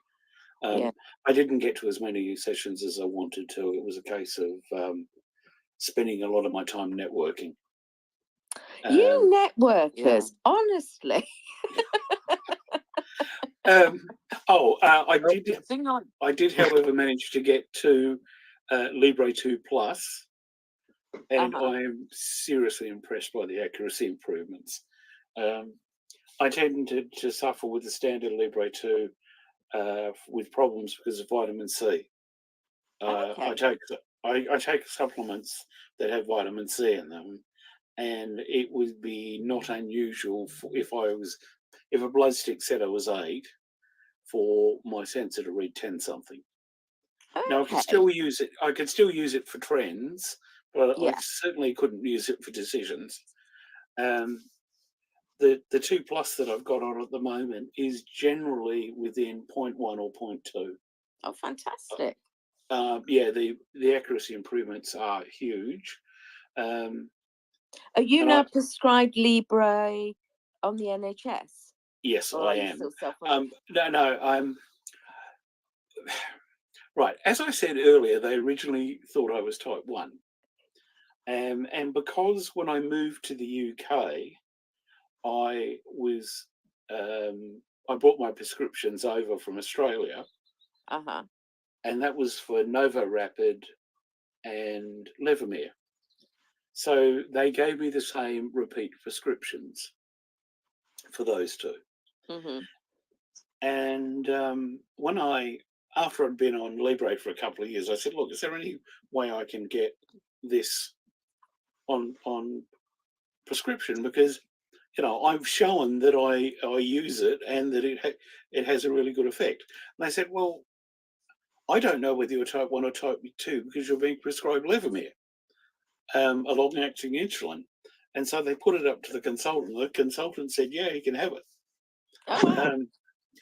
Anyway, I meant to say this earlier. I saw the consultant last year, and I explained exactly what was going on, and I didn't hide anything from the consultant. And I said, you know, so I don't know if I'm type 1 or type 2. And she looked me straight in the eye and said, I don't believe it's in your best interest for us to resolve that confusion. Exactly, yeah. But are they going to do a direct replacement then? If you're saying, are you just trying it at the moment because you've got a sample, or are Abbott just going to start supplying 2 Plus if that's what people want? Right. I'm also doing work with Abbott, so I've got a fair bit of information about the 2 Plus. It's pretty much identical to the 2, except it's more accurate. It works with Juggler, and it works with the existing app. It's 15 days wear time, it's more accurate, and it is the same price per day as the 2. It's 15 days wear, not 14. Okay, so it's slightly dearer, but not yes. If you pro-rata. Well, it's 7% roughly, Yeah. 1/14 of the price. So it's slightly dearer, but it lasts a day longer, and it's the same price per day. So effectively, it's not going to cost the NHS any more money. And I happened to have a conversation today with my GP surgery, and I asked about it, and the person I spoke to couldn't make the decision, but I said I wanted the 2 Plus, not the 2s in future, and it is now on System 1. Oh, that was one thing I was going to say. Is it on the formulary yet? Because until it's there, you're a bit scuppered. Yeah, Abbott did say at the conference on their stand that it could be hand prescribed as a handwritten prescription, but not all the systems had been updated yet. But when I spoke to the doc today, she said it was on their system now, which is That's good. That's System 1 that they use. I don't know about any of the other systems because I think there's 2 or 3 GP systems in total. So yeah, hopefully I'm going to get a couple more because I really don't want to have to go back to the 2s. See, I didn't know that. I will be honest. What I had read of them and taken in, I had thought, so I'm obviously wrong, that they were the same as 2, apart from the coating that's different because of the vitamin C. Well, I hadn't realised they had a different algorithm and were. Well, I don't know whether I don't know whether it's their MARD is much better. The Libre 3 has a MARD of 7.8. And the 2 Plus is 8.2 or 8.3, depending on what day of wear it is. And considering the standard 2 is 9.3. So significantly improved MARD. But then it's also having to look at who they use to calculate that MARD, because some of them, as we say, don't test to the max. No. The Libre 3 MARD, you can't trust it because they didn't use the readings from high, the high readings. Yeah. And that's why I'm sort of thinking with the Libre 2 Plus and that, I'm thinking, well, I didn't want to daub Abbott with that brush, but what you leave out of the results that gives you a better MARD. You don't give it to people, you can't get the results. They did also say that it was more accurate at low blood sugar levels. Okay. But if it works for you, then that's great. Oh, it works incredibly well for me. I'm very pleased with it. Yeah. That's interesting. That's most of the things I think I wanted to talk about from the conference. Brilliant. Mark, thank you. That's brilliant. Yeah, thank you very, very much for that. That's a really interesting subject, especially the retinopathy and the blood vessels and the special treatment that's becoming more widely available. And Libre 2 Plus, it's just amazing. This conversation has just come alive, and I hope people are finding it useful. I know I use Libre 2, just standard Libre 2 on APS, Android APS DIY closed loop, and the accuracy is shocking. But if I want a different sensor, I can't seem to get it for some reason because I'm too well controlled. Apparently, yeah. I'm not mentioning any, I don't want to mention any names. But if you want to slacken your control and get, you get told to do things or do other bits and bobs, and why would you want to lessen your control so you could get a better access to a better CGM? Does If it's DIY available, Richard, does sorry. DIY not work with Dexcom One? I thought Dexcom One worked with. Because I I don't work in DIY now. I'm a bit out the loop on that. Yeah, I so- work in a paint shop. So the Dexcom, I've not used the Dexcom one, but I've used the G7, and the G7 has got a massive range of, in terms of meters. I work in a spray booth at Toyota, and I can't take a mobile phone into my workplace. I have to leave my phone external to the booth, and I wear a watch as a satellite to my phone. Now, a Dexcom won't fall out and drop its connection. My Libre 2 does tend to drop out periodically, and consequently, if it's making medical decisions on old data, that's quite dangerous. But because I'm too well controlled, I'm not allowed to get G7 or any better form of CGM. G6 is a better. It is, but I can't get it. I can't get it for it because I'm too well controlled. But Dexcom One is similar to Dexcom G6. So what I'm saying is, can the DIY use Dexcom One, the transmitter? Yeah, and you if can. you can, is it worth asking to try Dexcom One? You can use the Dexcom One with an Anubis. Yeah, but then again, you've got to spend £100 on an Anubis transmitter, haven't you? All I want to do, I've got back to back. I've got back to back. Sorry.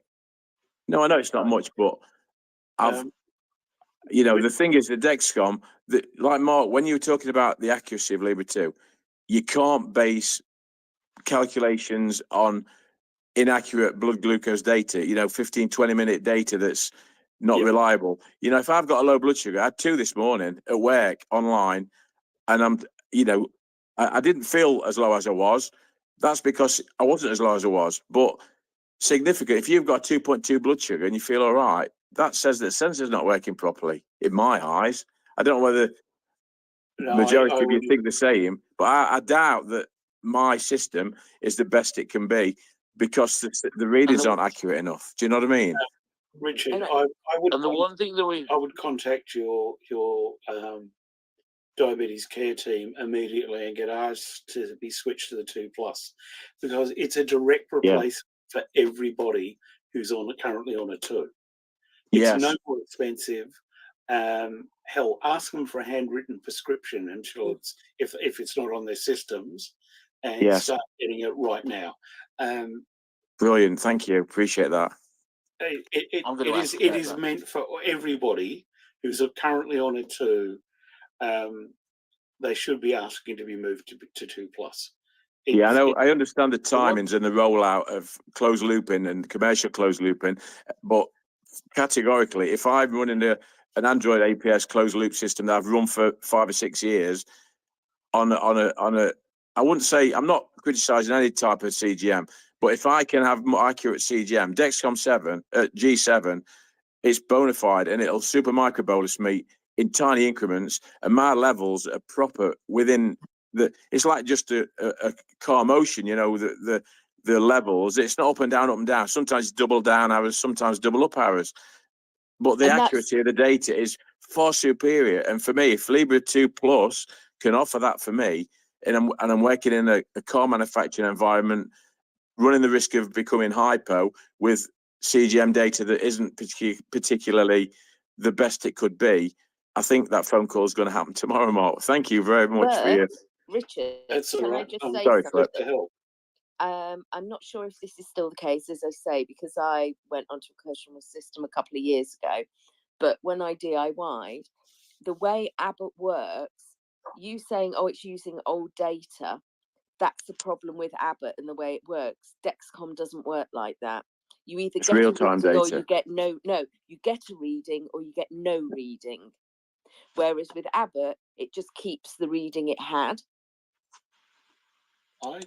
The latest reading, but then I've got long average delta, so it'll wait before I've got long average delta. So when mine makes a decision, it'll wait on my DOI system. It'll wait for 3 or 4 readings before it'll make a decision. But by that time, I'm either got too much insulin on board potentially, or not got enough insulin on board. So it's like it's like a rough sea, a rough ocean. But if that Libra 2 Plus can negate that and prevent that from If you have a happening, better sensor, go for it. yeah, And I absolutely. think- But whether or not, And I'll I just think have with to these things speak to them. also, it's very individual, because I know people who like used Libre when it first came out. It was deadly accurate for them. It was brilliant, and it was okay with me. I got the proper trends, but it was very rarely accurate with the actual value. But Right, yes. I'm not saying that means Libra's bad. It just didn't suit me. Yeah, And I totally. think, it's worth trying these things. Mark's got his hand up. Sorry, I'm taking over. All right. Great That's conversation. cool. That's cool. The one thing I was going to say about using G6 and the Anubis, sorry, Dexcom 1 and Anubis is at DUK they were showing off the Dexcom 1 Plus, which literally looks like the G7 virtually. So one wonders if they are going to get rid of the Dexcom 1. So Anubis may find its time ending soon, which may not be that good. But I also got to speak to Air Liquide, who were brilliant, and they weren't worried about all the weird and wonderful protocols that we have to do in the UK. And they're saying that hopefully by the end of the year we will get the fabled phone controller for Dexcom In 6 months. for T-Slim. No, and summertime. They're hoping summertime, but also as well, hopefully about that time as well, the Libra 2 Plus will be actually able to work with T-Slim. So that'll be good. But one thing I just quickly wanted to say is there wasn't just D-Dot Voices there. There was a group called Together Type 1, and I noticed one of them's joined us. So if they want to come up to the panel and request the mic, it'd be great to hear from them as well if they're up for sharing anything, what they found out at the festival. Yeah, Amelia's joined diabetes on the chat. Amelia, do you want to come up to the panel and share your experience? And we've also got Dawn on the panel. Dawn, have you got anything that you want to say? I think she's just listening at the minute, isn't she? Yeah, because I've sent her a request. I don't know whether she wants to. Is somebody doing something in the background with their mic on? Because I'm getting, it's like somebody shuffling papers. I'm checking my blood sugar on my finger prick, but that's all. I don't think it's that. It sounded like somebody was stapling papers, but I could be wrong. Amelia's come It could have been me. Panel. Nah. Hello, Amelia. Welcome to Diabetes Chat. Hello. You were at the Diabetes UK Professional Conference. How was your experience? I was, and I really, really enjoyed it. It's the first time I've done anything like that. So I've been part of Together Type 1 for a year now, and done like lots of other volunteering, but it was the first time I'd been at anything quite so big. And yeah, it was really good. I feel like I had maybe like slightly different experience in that a lot of what I was focusing on was less of the actual sessions that we attended, and more just like talking to people about what Together Type 1 is and about like work that other people had been doing that kind of tied in with some of our aims. So our big thing is like peer support. So we had a lot of conversations with healthcare professionals about ways to introduce peer support into clinic and stuff like that, which was really great. And a lot of them were like very engaged with our suggestions and what we wanted to kind of share about our experiences. That sounds absolutely fabulous. Yeah. Has anybody else got anything they want to say? There was just one comment I'll make. Because I've got a good pipeline into Abbott, if anybody has any questions for Abbott, let me know. Thank you, Mark. I'm sure if we've got any questions, they can forward them through to the Diabetes Chat and we can forward them on to you. Great. Yeah, I'm going to be messaging you, Mark, about the as you asked me to, it's just been like a lot of things. It's getting round to them at the moment through everything else. But just to say, with the old type 2, I have a relation who's type 2, and I had to pick up a call with their diabetic nurse who knows that I'm type 1, and I actually said it'd be great if I could give them one of my sensors, and she went, "Yeah, that would be good." It was quite interesting to hear that there as well. But I do wish there was something of that size for, like the DUK conference for diabetics. I don't know. I'd probably have to be different because of all the whatever it is, AIBA or whatever it is, that group who are sort of like policing the event to make sure about ABPI. ABPI, that's it. I never can remember the correct things, because I hear that they're trying to get involved in the sensor market now, which I hope they don't, because I think that diabetes is completely different to, say, a normal, just people who, how to put this, we know much more than the average person about when we're talking about medical things, so it is useful to not just be reliant on healthcare professionals to find out information, if you see what I mean. Absolutely. Somebody was saying that there was talk of them trying to regulate the sensor market, which I so hope that they keep off, to be blunt. I wouldn't have thought the sensor market would. I can see for pharma that not having direct marketing to patients, I actually agree with, because I think that could be abused, and particularly in a public health system. Sensors, I can't see them doing, because it's just giving you information. It's not. Do you know what I mean? It's not affecting you. It's just giving you information.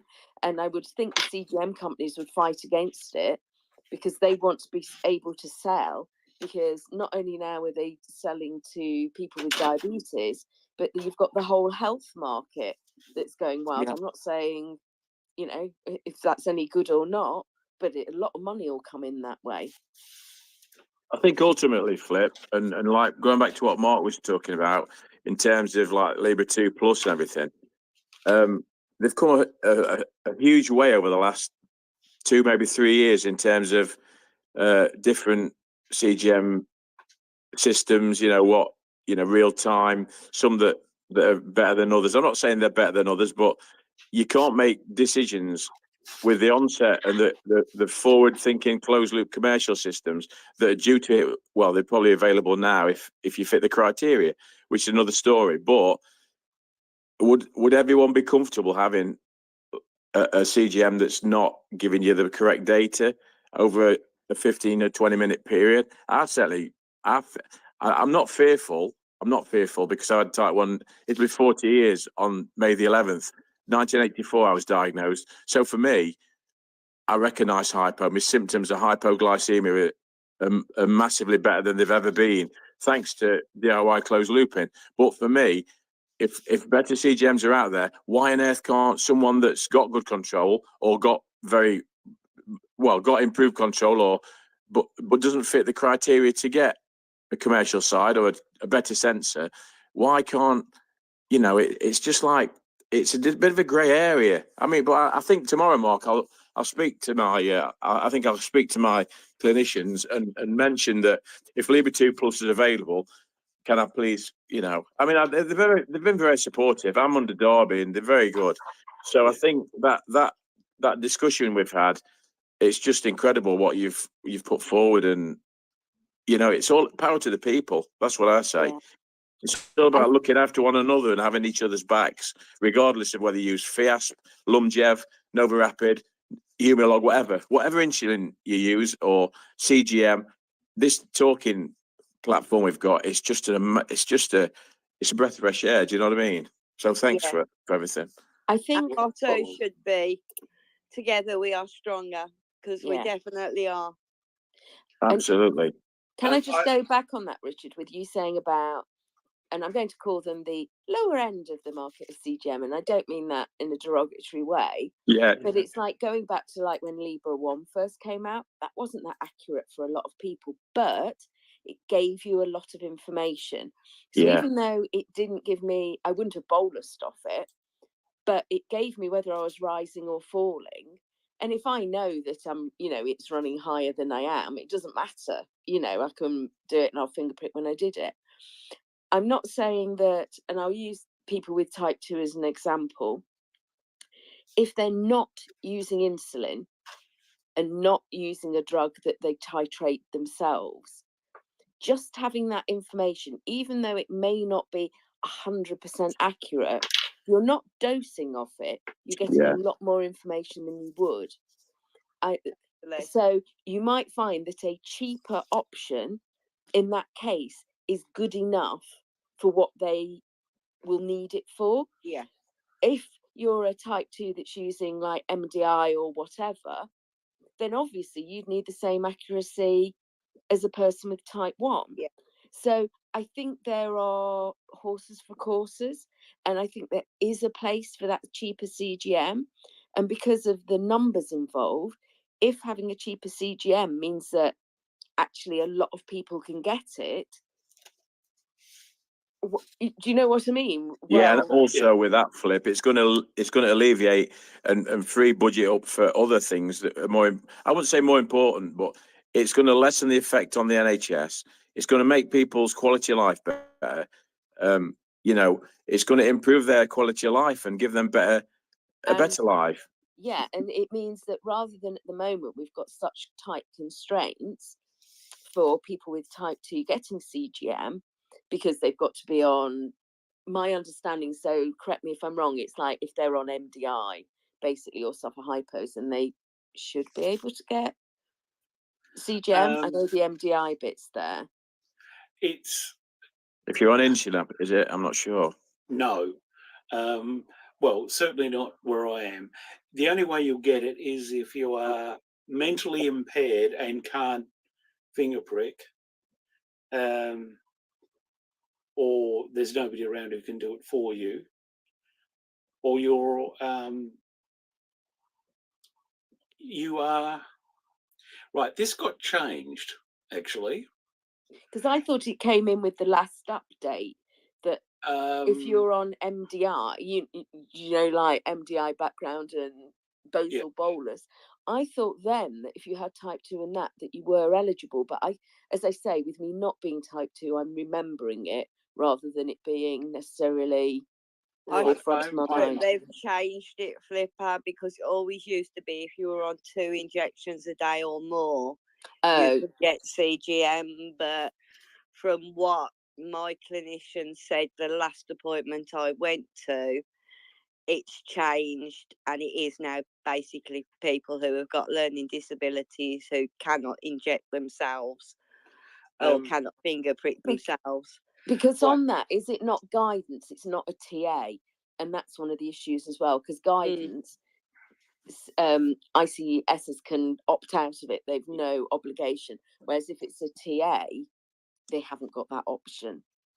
There was a change put in, and I actually spoke to the person who now works for Diabetes UK, who got this change put in. The other way you can get it is if it used to be to say if you finger pricked more than 8 times a day. But isn't that for people with type 1? I didn't think that. No, that was type 2. Oh, okay. Type 2, you finger pricked more than 8 times a day. Now the wording got changed to be if it is recommended that you finger prick more than 8 times a day, which has a slightly different meaning. Yes. So can open avenues up. Yeah, can open doors up. If that's good wording. That this guy got the wording changed, and I looked up the NICE guidelines after I came back from the conference, and it now says if it is recommended that you finger prick more than 8 times a day. But that's a bit of a double-edged sword, isn't it? Because that could cut out a lot of people, because I would say a lot of people test more than, they might just be told to test 4 times a day. Yeah, well, it's not difficult. It's much easier for them to recommend that you finger prick 8 times a day than it is for you to actually do it. I can do a lot more than 8 a day without CGM. Yeah. I can tell Oh, you. crikey, that's another story, Flip. Yeah. Oh no, but no, it's broadened the spectrum of people who will become eligible for Libra or CGM potentially. Mark, that's right, isn't it? I sent a letter to my local MP on Diabetes Day last year, and I just told my story, and I said, look, I'm not writing this letter to get help for myself. But I got such good results. I believe that CGM should be available for all type 2s, or at bare minimum, all type 2s on insulin. Yeah, absolutely. And it took 2 or 3 months, but I eventually got a reply from my MP. He'd sent it to the Eastern North, my letter to the Eastern North Hearts ICB, and they wrote back and they basically said why they couldn't do it.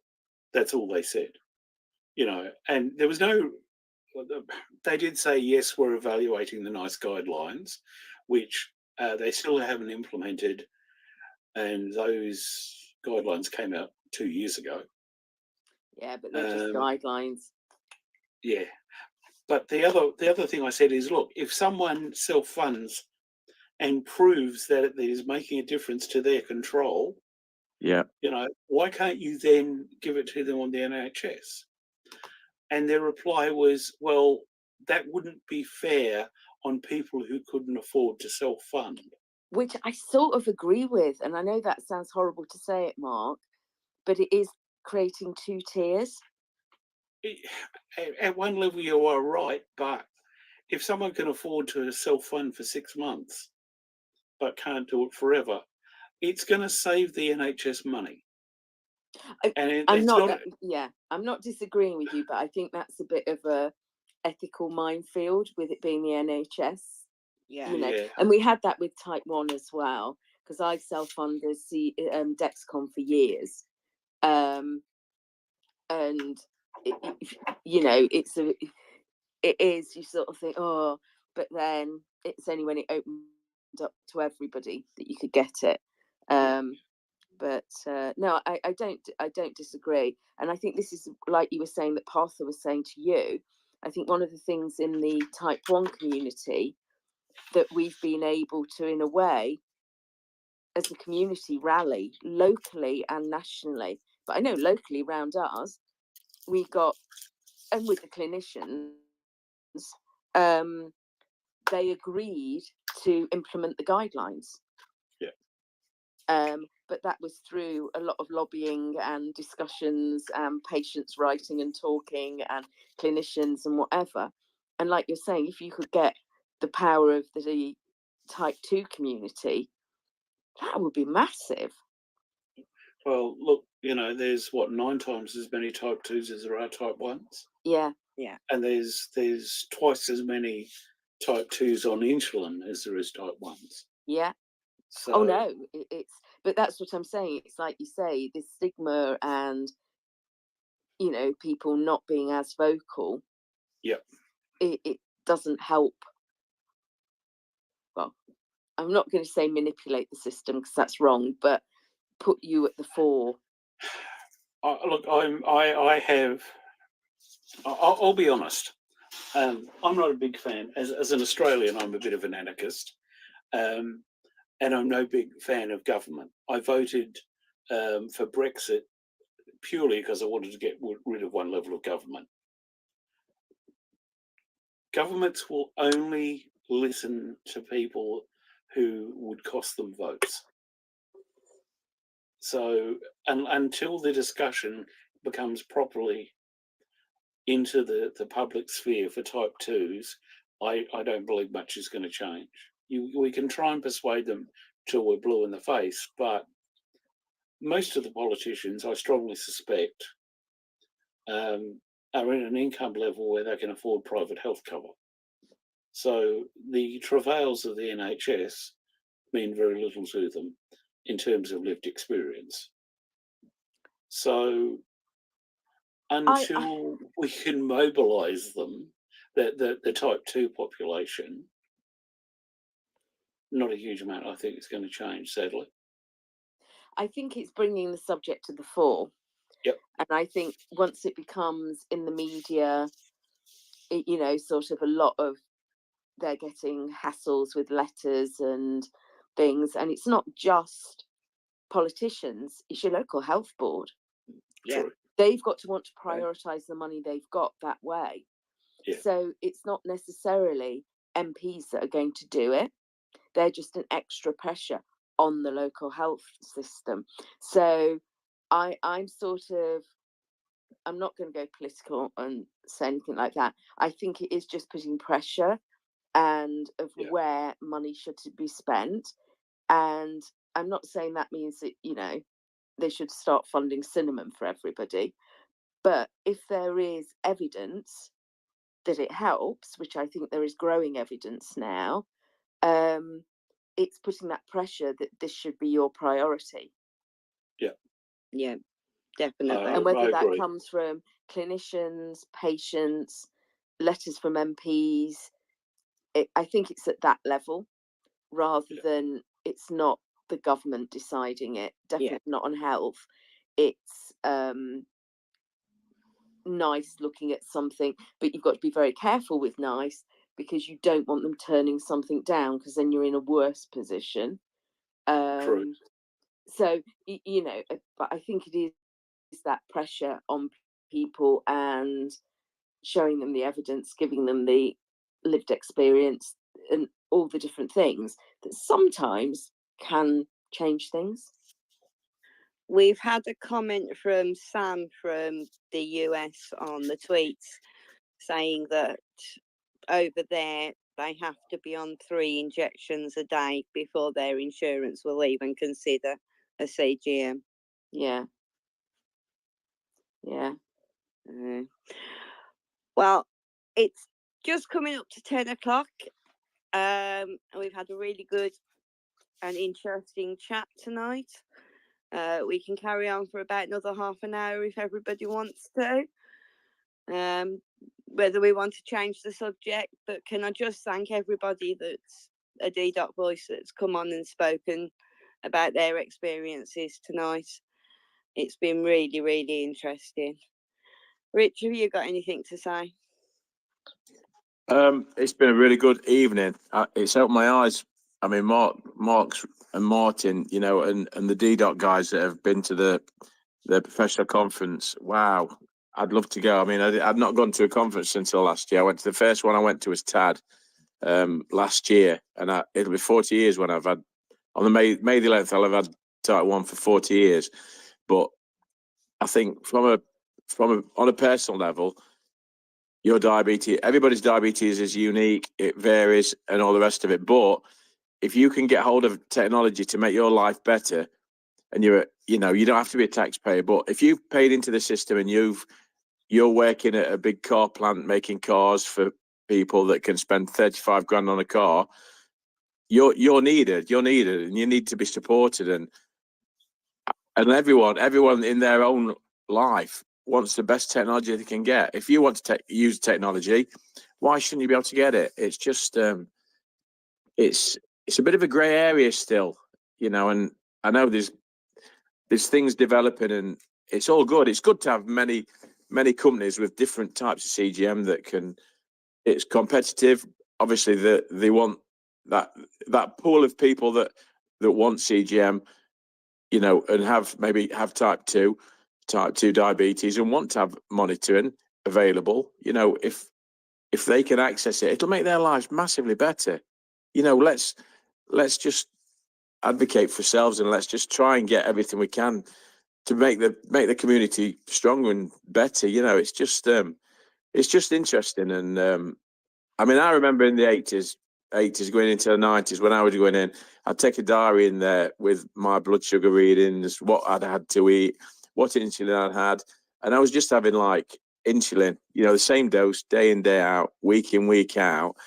But now with like systems that can monitor your blood sugar, and it gives you an idea whether you need to have something to it or whether you can go without. You know, it's just, it's a good time to be diabetic. I'm not saying that as a, yeah, I just think it's a great, I mean, life's what you make it. And if I could dream of him, the stuff that you can get now to help you with your diabetes in the early 1980s, it'd be like, it's almost like sci-fi. Do you know what I mean? Like Star Trek-y, you know what I mean?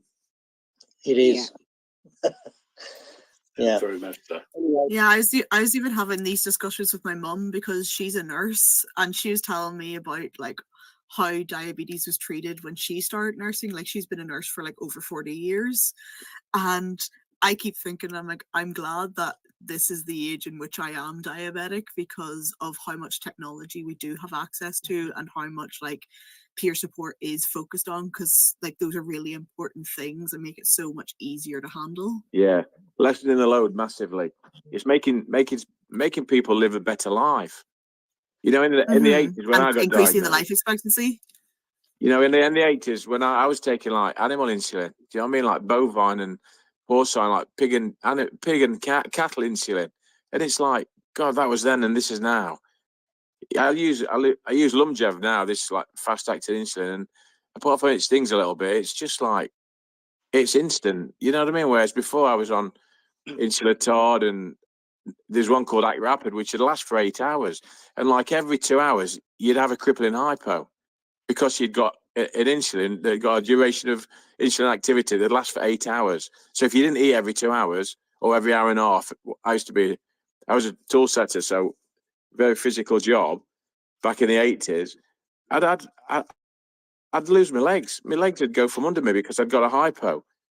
I'd have a hypo, and you know, people would give me a hot cup of tea, and they'd expect me to just drink it, and I drank it, and it's like scalding my mouth and stuff. But now, you know, it's just it's a breath of fresh air, really, to know that anyone that has diabetes or has just recently become diabetic or will become diabetic in the future, it's a good time to have technology and the NHS behind you, and the peer support community is just like, oh, it's just another dimension. Do you know what I mean? Back in the day when I was diagnosed, we were on 1 injection a day. So your lunch had to be at a set time. Absolutely. Oh, yes. You couldn't deviate whether you wanted to or not.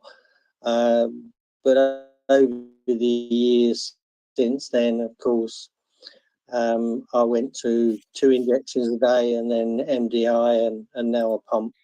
But things have certainly changed. And, you know, if there is a good time to become a person with diabetes, now is the time, I think. Anyway, if you want to become a DDoc, do apply. You know, the more the merrier, really. That was seamless, Martin. I love that. That was brilliant, Martin. I love that. Yeah, that was slick. That was fab. I was going to say that, Rich. You should be a DDoc voice. You'd be brilliant as a DDoc voice. I'm applying for the next scholarship. Yeah, you can apply. I've got lived experience. Sorry, I've just got lived experience like you, Martin. You know, I'm passionate about helping people, and you know, if I can help 1 or 101 or 1,000,001 people that have type 1 or type 2 diabetes, any form of diabetes, you know, it's like, it can be like a big black cloud over your head. Don't get me wrong, I'm a positive member of society. I don't let anything defeat me. I've climbed Mont Blanc, I've done lots of stuff, and diabetes has tried to stop me, but I'll not be defeated. And when you've been given that at 14 years old, it's almost like this is my second chance in life. You know, at 14 years, 4 months old, I got diabetes. I was in hospital for 6 days. I was having insulin injections. And my mum says, you got to have them for the rest of your life now, Rich. She was very supportive, my mum. God rest her soul. But now, yeah, mine was. If I can help anyone, I can, and just sit and talk to them and say, look, everything's going to be all right. It will be, because the technology now it's made a massive change to my life. In 2018, before I started, I was struggling in the morning to open a bottle of Lucozade if I was hypo during the night. you know, I was on an insulin pump. I started pumping in about 2011. Dr. Tan, I don't know whether any of you have heard of Dr. Tan. I think he works in Cambridge now. Wonderful, wonderful clinician. Absolutely. He said, have you ever thought of using an insulin pump, Richard? I was like, not really, doctor, but so I go home and have a read about it. I read about a 72-page document online, and the following morning I rang his secretary up. I says, yeah, I'd like to be part of that. Within 3 weeks, I was on the pump start, and it was just like life changing, and like the community, the peer support in 2018 was there. They were looking at the watches, telling us what the blood sugar was, and I was like, how have you done that? You know, because you're out of the loop for a lot of the time. You do drift out of the loop because you've got your own lives and all the rest of it. But when you drift back in, and people have got watches telling them the blood sugar, and they've got like an app on the phone that helps manage the diabetes. It's like it's APS, automated pancreas system.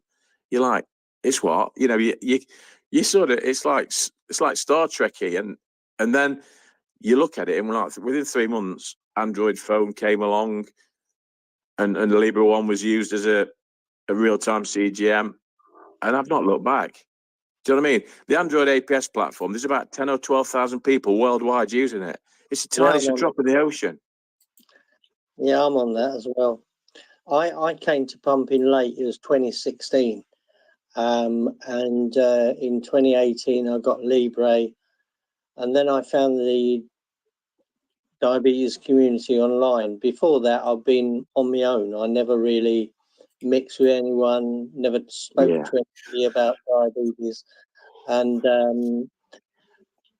you know, you went to the hospital for your appointment and you sit there not talking to each other. So although you saw people there, you didn't communicate, you know. Yeah. But then I found this wonderful community, and I learned about looping, and I found out the pump I could use, which I've been on now for over 4 years, and I use Android APS. And I then decided I had to start paying back. And that's when I joined DDoc. So Richard joined DDoc. Yeah, I'll have to look into it more. I would certainly, absolutely. I'd love to be part of it. I would, honestly. I think it's, I mean, in France, they've got a lived experience. You know, people with illnesses, regardless of what it is, whether it's, you know, any form of illness, they have patient advocates. So they're in hospital, and if someone has been diagnosed with, I don't know, cancer or leukemia or kidney disease or anything, heart problems, they have an advocate come in to see them. So you've got a patient that's got that lived experience, and they go and support the people on ward that have just diagnosed that they've had a heart attack or they've had a stroke or whatever. So that going forward, paying that forward, I could sit next to anyone, and I'd be able to listen. I'm a good listener, and I can give back what, like you say, Martin. It's you don't take a lot out of it, but it's putting it back in there. You know, it's like what you can give to the community. Do you know what I mean? Like Tom said in Diabetes Chat up 2 years ago, it's life affirming, it's life changing. You know, I spent some time with him at the weekend, and Claire, you know, we hang out quite regularly, but it's like the loads lessened. Do you know what I mean? And I'd love to be part of DDoc, absolutely. Yeah, because I joined DDoc because literally when I applied, I said I wanted to be the person I wish I had when I was younger, being able to share the information. Because I keep banging on about peer support, but even what I found just attending the conference was being able to be in a space where diabetes was just so regular, to use the phrase normal, even though normality is completely a myth, but just to be in a space where no one bats an eyelid that you're just taking out your injection pen or your pump or whatever and just taking care of your diabetes, or if you're low and 10 people start chucking sweets at you. Yeah, it's just having that community was really important, and of course amazing to get the conferences and the information and the networking, but just at the core of it, having people who understand and being able to talk to other people who understand was so great. So apply, if you can apply, because even just getting that one-to-one, that community in-person contact was incredible. Yeah, I'll do. I will, honestly, Holly. That's you know, it's just it's like a breath of fresh air. It really is. And on a Monday night, if I've if I've come out, I can't do Monday nights every week, so I work shifts and stuff. But to be here tonight and have, you know, all you guys talking of your life and what you've gone through and how DDoC's helped, and you can change the course of it. You can help change the course of people's lives. You know, instead of having like a black cloud above your head, like, you know, when you talk about being in the at the hospital, you know, Jenny O'Neill used to be in Derby. I'd be in the hospital and I'd have my diary with all my blood sugar readings in. Sometimes I'd make them up, and then you'd have a test, not a HbA1c like which you have now. You had one called fructosamine, which check your blood sugar on the day. Didn't check your HbA1c saturation, HbA1c. It was like, oh, your blood sugar's 14 or 16, and it's like, you'd be questioning like, why is it 16? You know, oh, I've had a bit too much to eat or something. You'd feel like guilty, but it's not about that. It's about accepting everyone's diabetes varies, and you know, you should be able to do what you've got a life. Diabetes is a significant part of it, but lessening the load is a huge part of my. It's just lifted. I mean, since I started in early 2019, I'm doing APS looping, Martin. My life has gone. It's so much better. It's so much better, you know. And I went to JDRF event last year, and I spoke to, there were about 70 or 80 people in the room, or maybe 90. Mark were there, I think, and Claire. And I said, how many people have heard of DIY closed looping or whatever? And there's about 3 of us put his hand up. Yeah. And it's still, but like tonight, touching on like Libre 2 Plus and accurate CGM, when the commercial side of closed looping comes out, it's good. It's very good. It's probably a little bit behind the API, the closed looping as is like the DIY community, but that's got millions of hours behind it, making sure people's lives are safe, and it's the safety factor is massive. Do you know what I mean? And like rolling it out to others. I'd love to help the community. I'd love to sit with people in a classroom or whatever. You know, like when we used to do Daphne, you know, you did dose adjustment for normal eating. I think about 2000 when I first did that in Derby, and we walked to the train station. His blood sugar was like 8.8. We walked to the train station, and by the time we got back, it's 6.6, and it's like, oh crikey, we've not done bad there, kind of thing. And it's bouncing off each other. You know, it's like you've done ever so well there. You know, it's support and it's everything. It's everything you need in life. You need someone to lean on, and you know, Tom and you guys, you know, that are part of this community, they're just like, you're just incredible, you know. And let's go going forward. It's gonna get better and better, isn't it? Let's face it, which is wonderful. Well, hopefully. Because I've Anyway, lost belief. I'm gonna have to go now, I think. But I'll leave you with one thing. I've always lived my life with diabetes one way, and that is that I don't let the diabetes rule me. I always rule it. That's what I've always done, and that's what I put out to you. You know, you've got to live your life, and the diabetes will take care of itself alongside you. Absolutely. Anyway, I've got to Thank go now. Thanks for joining us tonight, Martin. It's been good. We'll see you in TAD. We'll do. Forward to it. All right. Cheers, Martin. See you soon, mate. Bye, All the Martin. best. Bye now. Thank you. Bye now. Take care. Before I bring Tony in, who's joined onto the panel, we've had a question come through on YouTube that Tom has sent me through from Steve, saying, what's the policy for those on closed loops when you become too well controlled? Do you have to go back to MDI therapy? Anybody got any thoughts on that?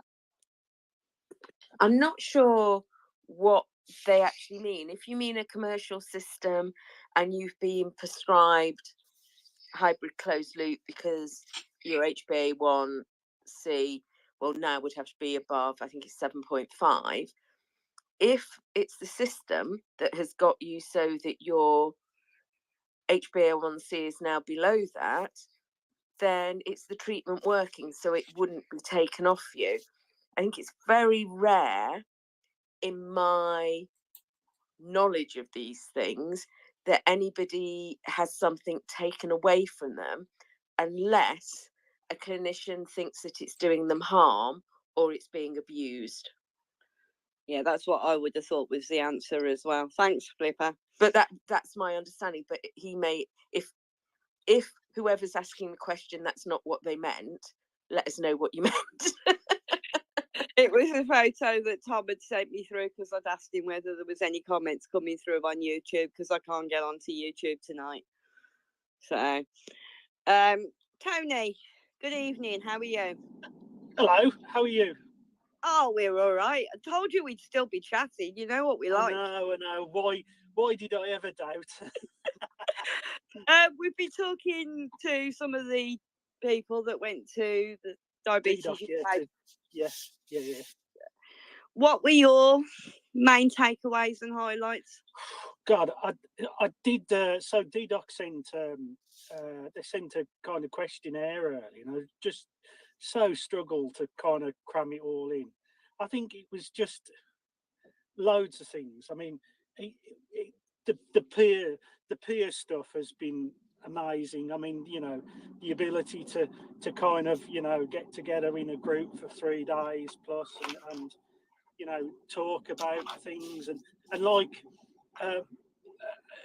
like was mentioned earlier, just Holly said about, you know, that normality, like we always have, you know, it's that normality of just being able to not think about your diabetes in a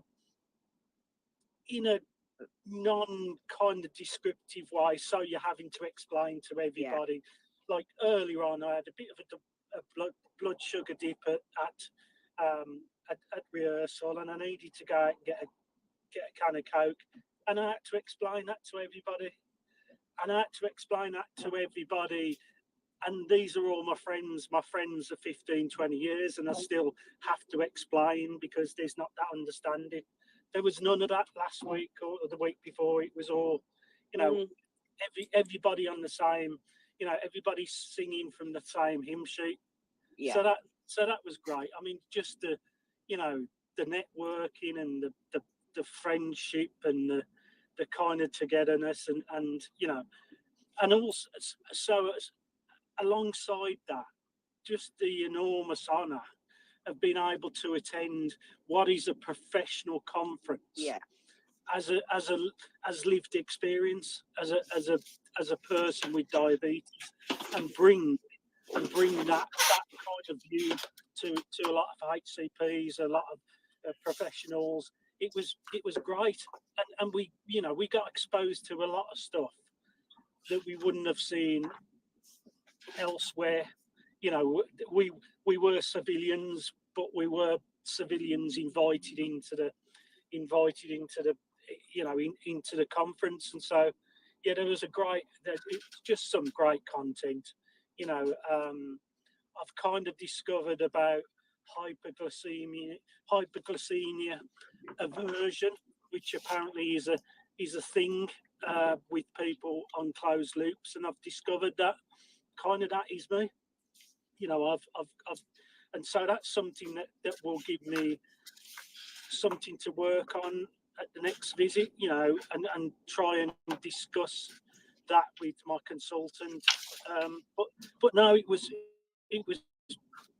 absolutely brilliant.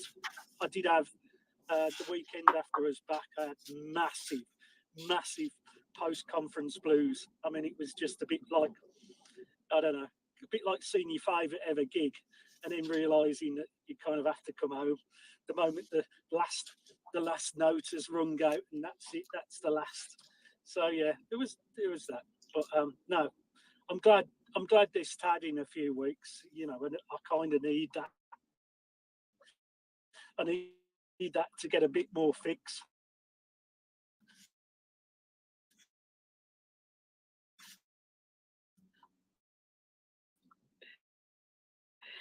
Yep. I think we're all looking forward to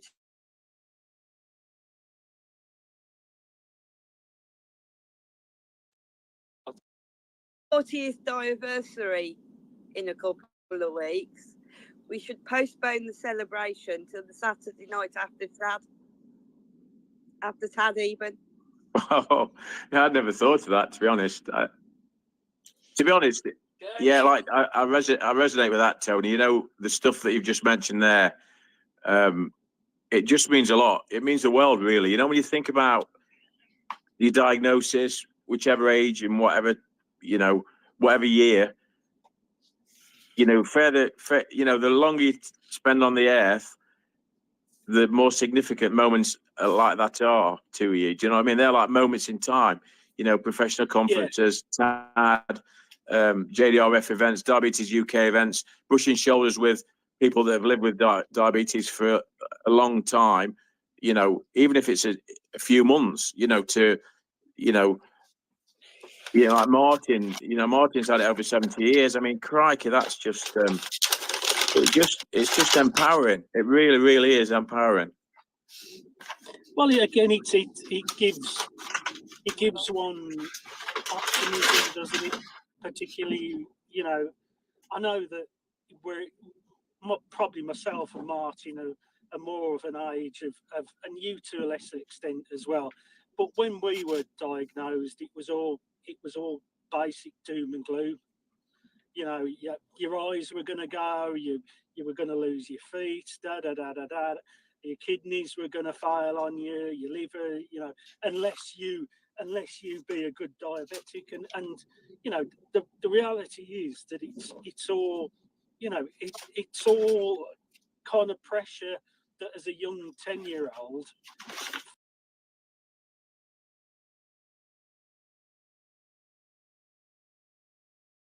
have communicated that to me. I'm sure the intentions are good, but it fills you with a complete pessimism of your own mortality, you know.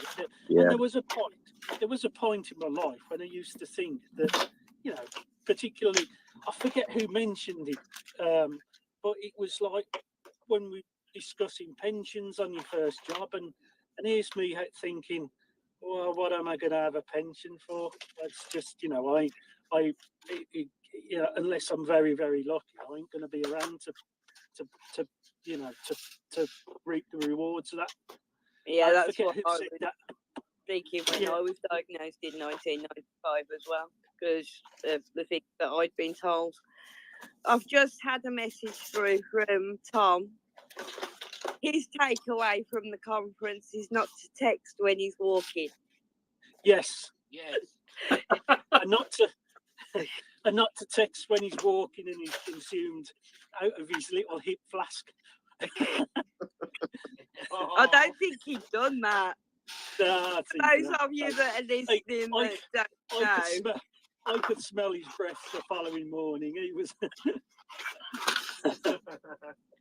You know he's going to be listening to this. He's on the chat. I've sent him a speaker invite, but I don't know whether he's coming up to join us.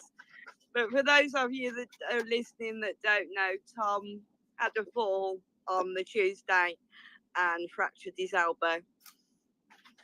It's like the thing you do when you're 75 years of age, isn't it? Oh, Uncle Tom's had a fall. Bloody hell, he's in his 30s. What's he doing having a fall?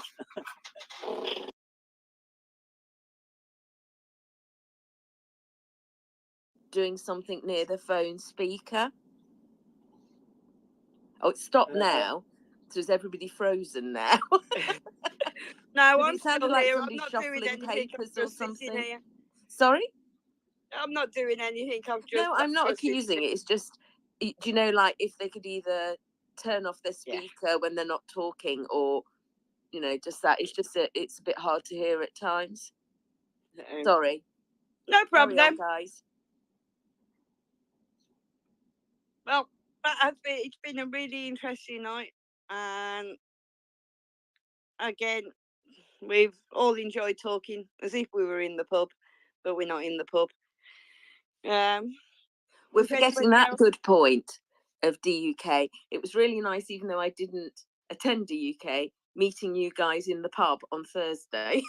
That was good. Yeah, that was definitely good. Just catching up and that. So it was very nice meeting you. I feel Yeah, really it's great guilty to- about. I feel really guilty about Thursday night. I was absolutely peopled out, and by about 9 o'clock, I just was I was out of it, and I went back to the hotel, and then I saw all the pictures and stuff, and I was thinking,